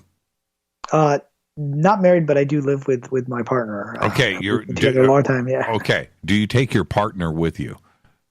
She sometimes thinks that she may have some contact with some of these other beings. So I bet she would be very happy to go. Okay. All right. Now, that's a very honest answer. But now let's shift things because like you said, that's theoretical. Now let's go to the engineering side. When it comes to interstellar space travel, right, and we have now made contact with a planet. It's 5 light years away. Okay, we have a ship that you can travel on. and get there eventually. But you have to be frozen. You've got to be, hermetically sealed in Funkin' Wagnall's porch, right? And we've got to seal you up. But in the meantime, we're going to download you onto the system's computer, and you are going to fly this ship there. When you get there, we're going to offload your body or your mind back into yourself, and you're going to walk off the ship and say hello to our ET brothers. Do you do it? Well, that's an interesting one, because I'd have to really believe, right, that the technology was there for both the freezing and the transfer of consciousness. Right. Right. And, again, we're not there. If it's kind of like, again, I come back to Star Trek and the transporter technology, right? And how, Dr. McCoy didn't want his atoms being beamed all over the universe, right? Would I really want my consciousness beamed onto a computer aboard a ship outside of the body? I guess it'd come back to how confident I was. I mean, we're definitely in science fiction scenarios here, I think, at least from what we know of mainstream science.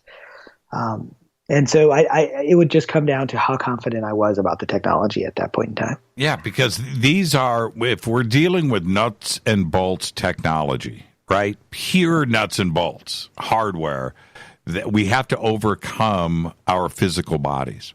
We have to overcome that. There really isn't any other way to do it except for what I just, presented to you, because that's the nuts and bolts side.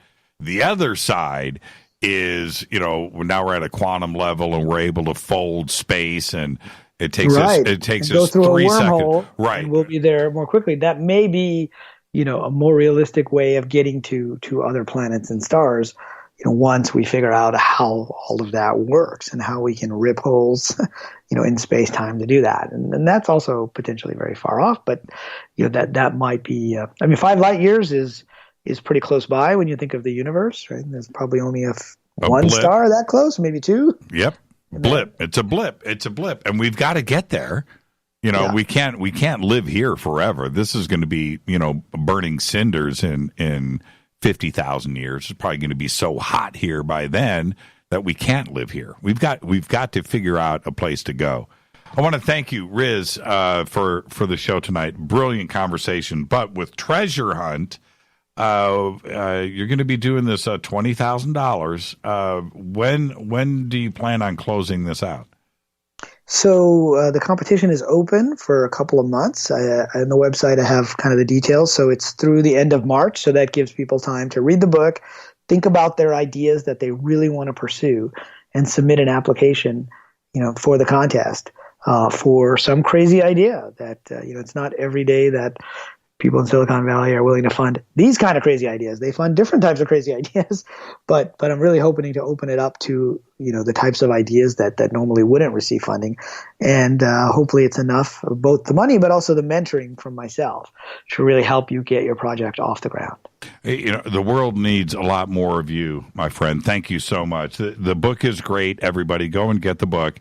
And the contest is there, Treasure Hunt. $20,000, and Riz said he's completely hands off. You just get the money and do whatever you want. Just kidding, Riz. Just well, kidding. I'll make an investment, but yeah, generally speaking, I like to trust entrepreneurs' intuitions about what they should do. Hopefully, they would be doing with the money what they said they were going to do. Thank you so much, and good luck to you. And keep us posted. And when you get the winner, by the way, we would love to bring you both back on the show and announce that to the world. Thank you so much.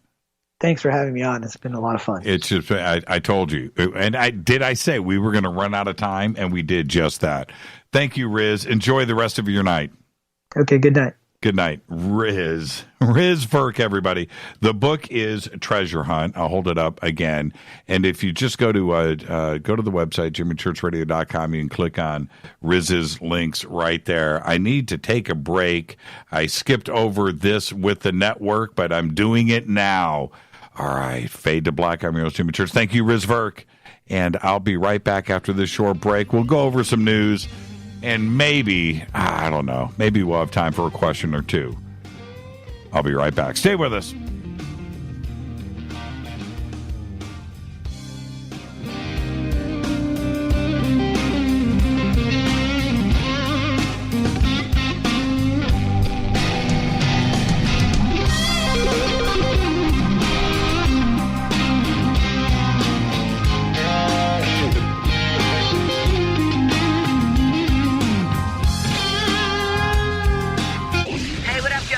Vivica Fox here, and you are listening to my boy, Jimmy Church, on JimmyChurchRadio.com. Despite popular opinion, reading a book will not make you smarter. But listening to Jimmy Church will.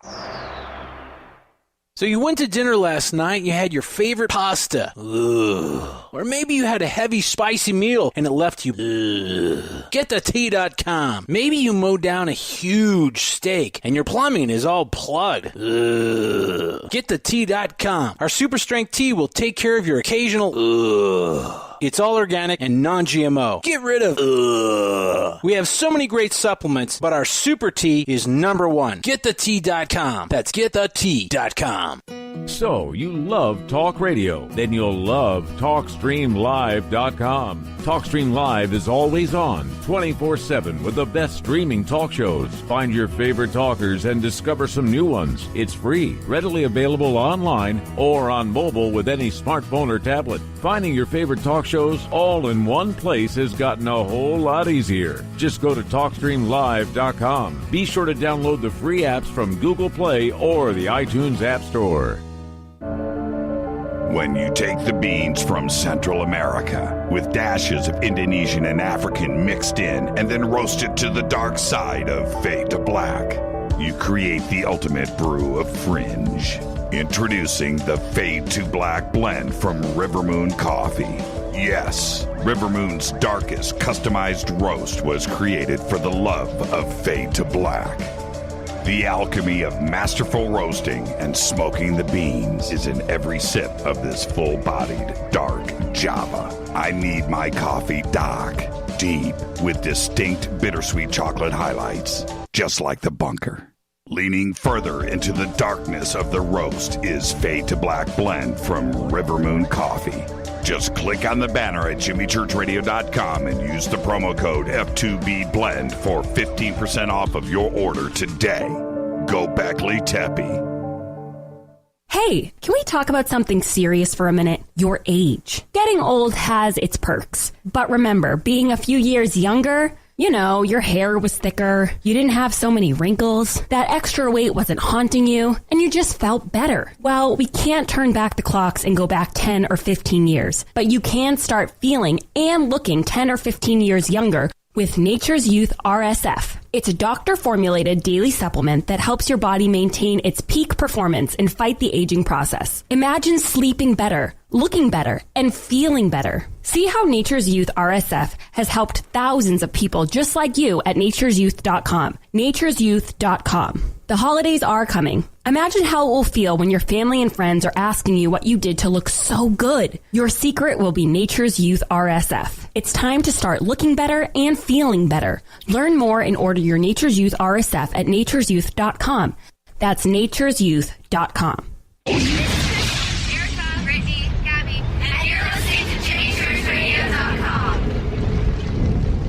It's not a lifestyle we chose. We were born this way. KGRARadio.com.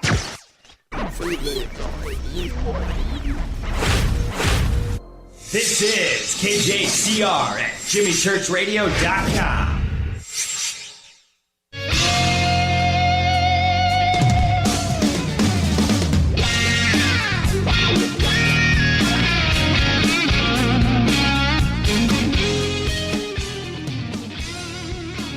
All right, welcome back. What a show tonight. Man, Riz Virk. There's the book, everybody. I'm holding it up. The cameras one more time. Treasure Hunt, brilliant mind, very, very, very cool guy. And, you know, going back and forth with technology and, you know, discussing AI and consciousness and the conscious and ego and you know, what happens with all of that and can it be eventually put on a hard drive, right? A flash drive. A solid state drive. And I'm thinking it's been done. That's my take. I'm thinking it's been done. And we have DARPA, we have Sandia. That's enough to frighten you right there because the budgets and the money and the minds and the engineering and the scientists that are there working on this. But that doesn't scare me as much as the guy up in Silicon Valley, up in Palo Alto, that's sitting on, a few $billion. That's all he wants to get done. And he's got those engineers and those computers. I'm thinking it's been done, and very, very close. But that is immortality. And then I just saw the tweet, the head transplant.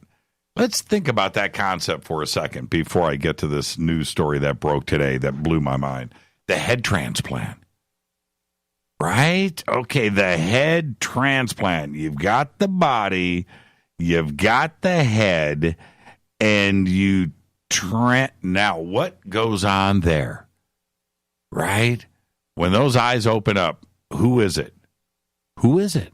Is it the person in the head that was there before? Right? What's going on there? Think about that. The whole nervous system in the body that the head's going on to, the heart, is there any residual stuff there? Or is there is there a confliction? Do you have two people, eyes open? Is there two people? Is there confusion? That's a trippy. I had read last month or the month before that they are ready. Like the first head transplant is like going to happen any day. Like they're waiting for the final approval of the government. I think it was out of China. Wasn't it China that was going to do the first head transplant? Somebody popped that up in Twitter. I've got to get out of here, but this story broke today. Over in The Hague, Slobodan Praljak, commander of the Croat forces during the 1990s war in Bosnia, stood up in The Hague, and his trial had ended, and his appeal was over, and that's it. The conviction was going to be upheld, and he was going to go to prison for 20 years or whatever. And this was getting, and he wouldn't sit down. Dude, and you can watch the video right now. If you go over to jimmychurchradio.com, go to the news section, the story is right there. Okay, I'm just letting everybody know. Just go to jimmychurchradio.com, go to the news. We've got lots of great news stories there. But this one, and in the video, he won't sit down. And he's got something in his hand. And then he unscrews, pops the bottle. He's got a little bottle. It's about this big in his hand. And he drinks it in front of everybody in the court. And it was poison. Dude drinks poison in The Hague. And he died 2 hours later. Brought an ambulance. Now, this is the thing. This is what I was thinking. He probably thought in announcing to the judges and the panel and the court that he just drank poison, that there was going to be the sympathetic move, and they were going to take him out, pump him, and get the poison out, and he wasn't going to die. That's not what happened. They let him die. He died. And you need to go and watch this video. This guy stands up in court and drinks a bottle of poison in front of everybody. It's an incredible thing to watch. And like I said, I know, man, I don't think he tried to kill himself. I think he thought he was going to get saved. And they didn't. 2 hours later, he died. It's an incredible video. Go watch it. All right. I want to thank Riz Virk. Amazing conversation tonight. Concludes another episode of Fade to Black. Tomorrow night, we're live with John Rappaport. Fader night all night long. Fade to Black's executive producer is Rita Kamarian. Show is produced by Hilton J. Palm and Renee. Thank you, Dennis. Thank you, Bob. Announcers are Steve Harder, Gene Viteau, and Mark D. Kovar. Webmaster is Drew the Geek. Music, Doug Aldrich. Intro, Spaceboy, spaceboymusic.com. Fade to Black is produced by KJCR for the Game Changer Network, and syndication is KGRA, The Planet. This broadcast is owned and copyrighted 2017 by Fade to Black and the Game Changer Network. It cannot be rebroadcast, downloaded, copied, or used anywhere in the known universe without written permission from Fade to Black or the Game Changer Network. I'm your host, Jimmy Church. Follow me on Twitter at JChurchRadio. Until tomorrow night, Fader night, I want everybody to be safe. Go Beckley Tepe.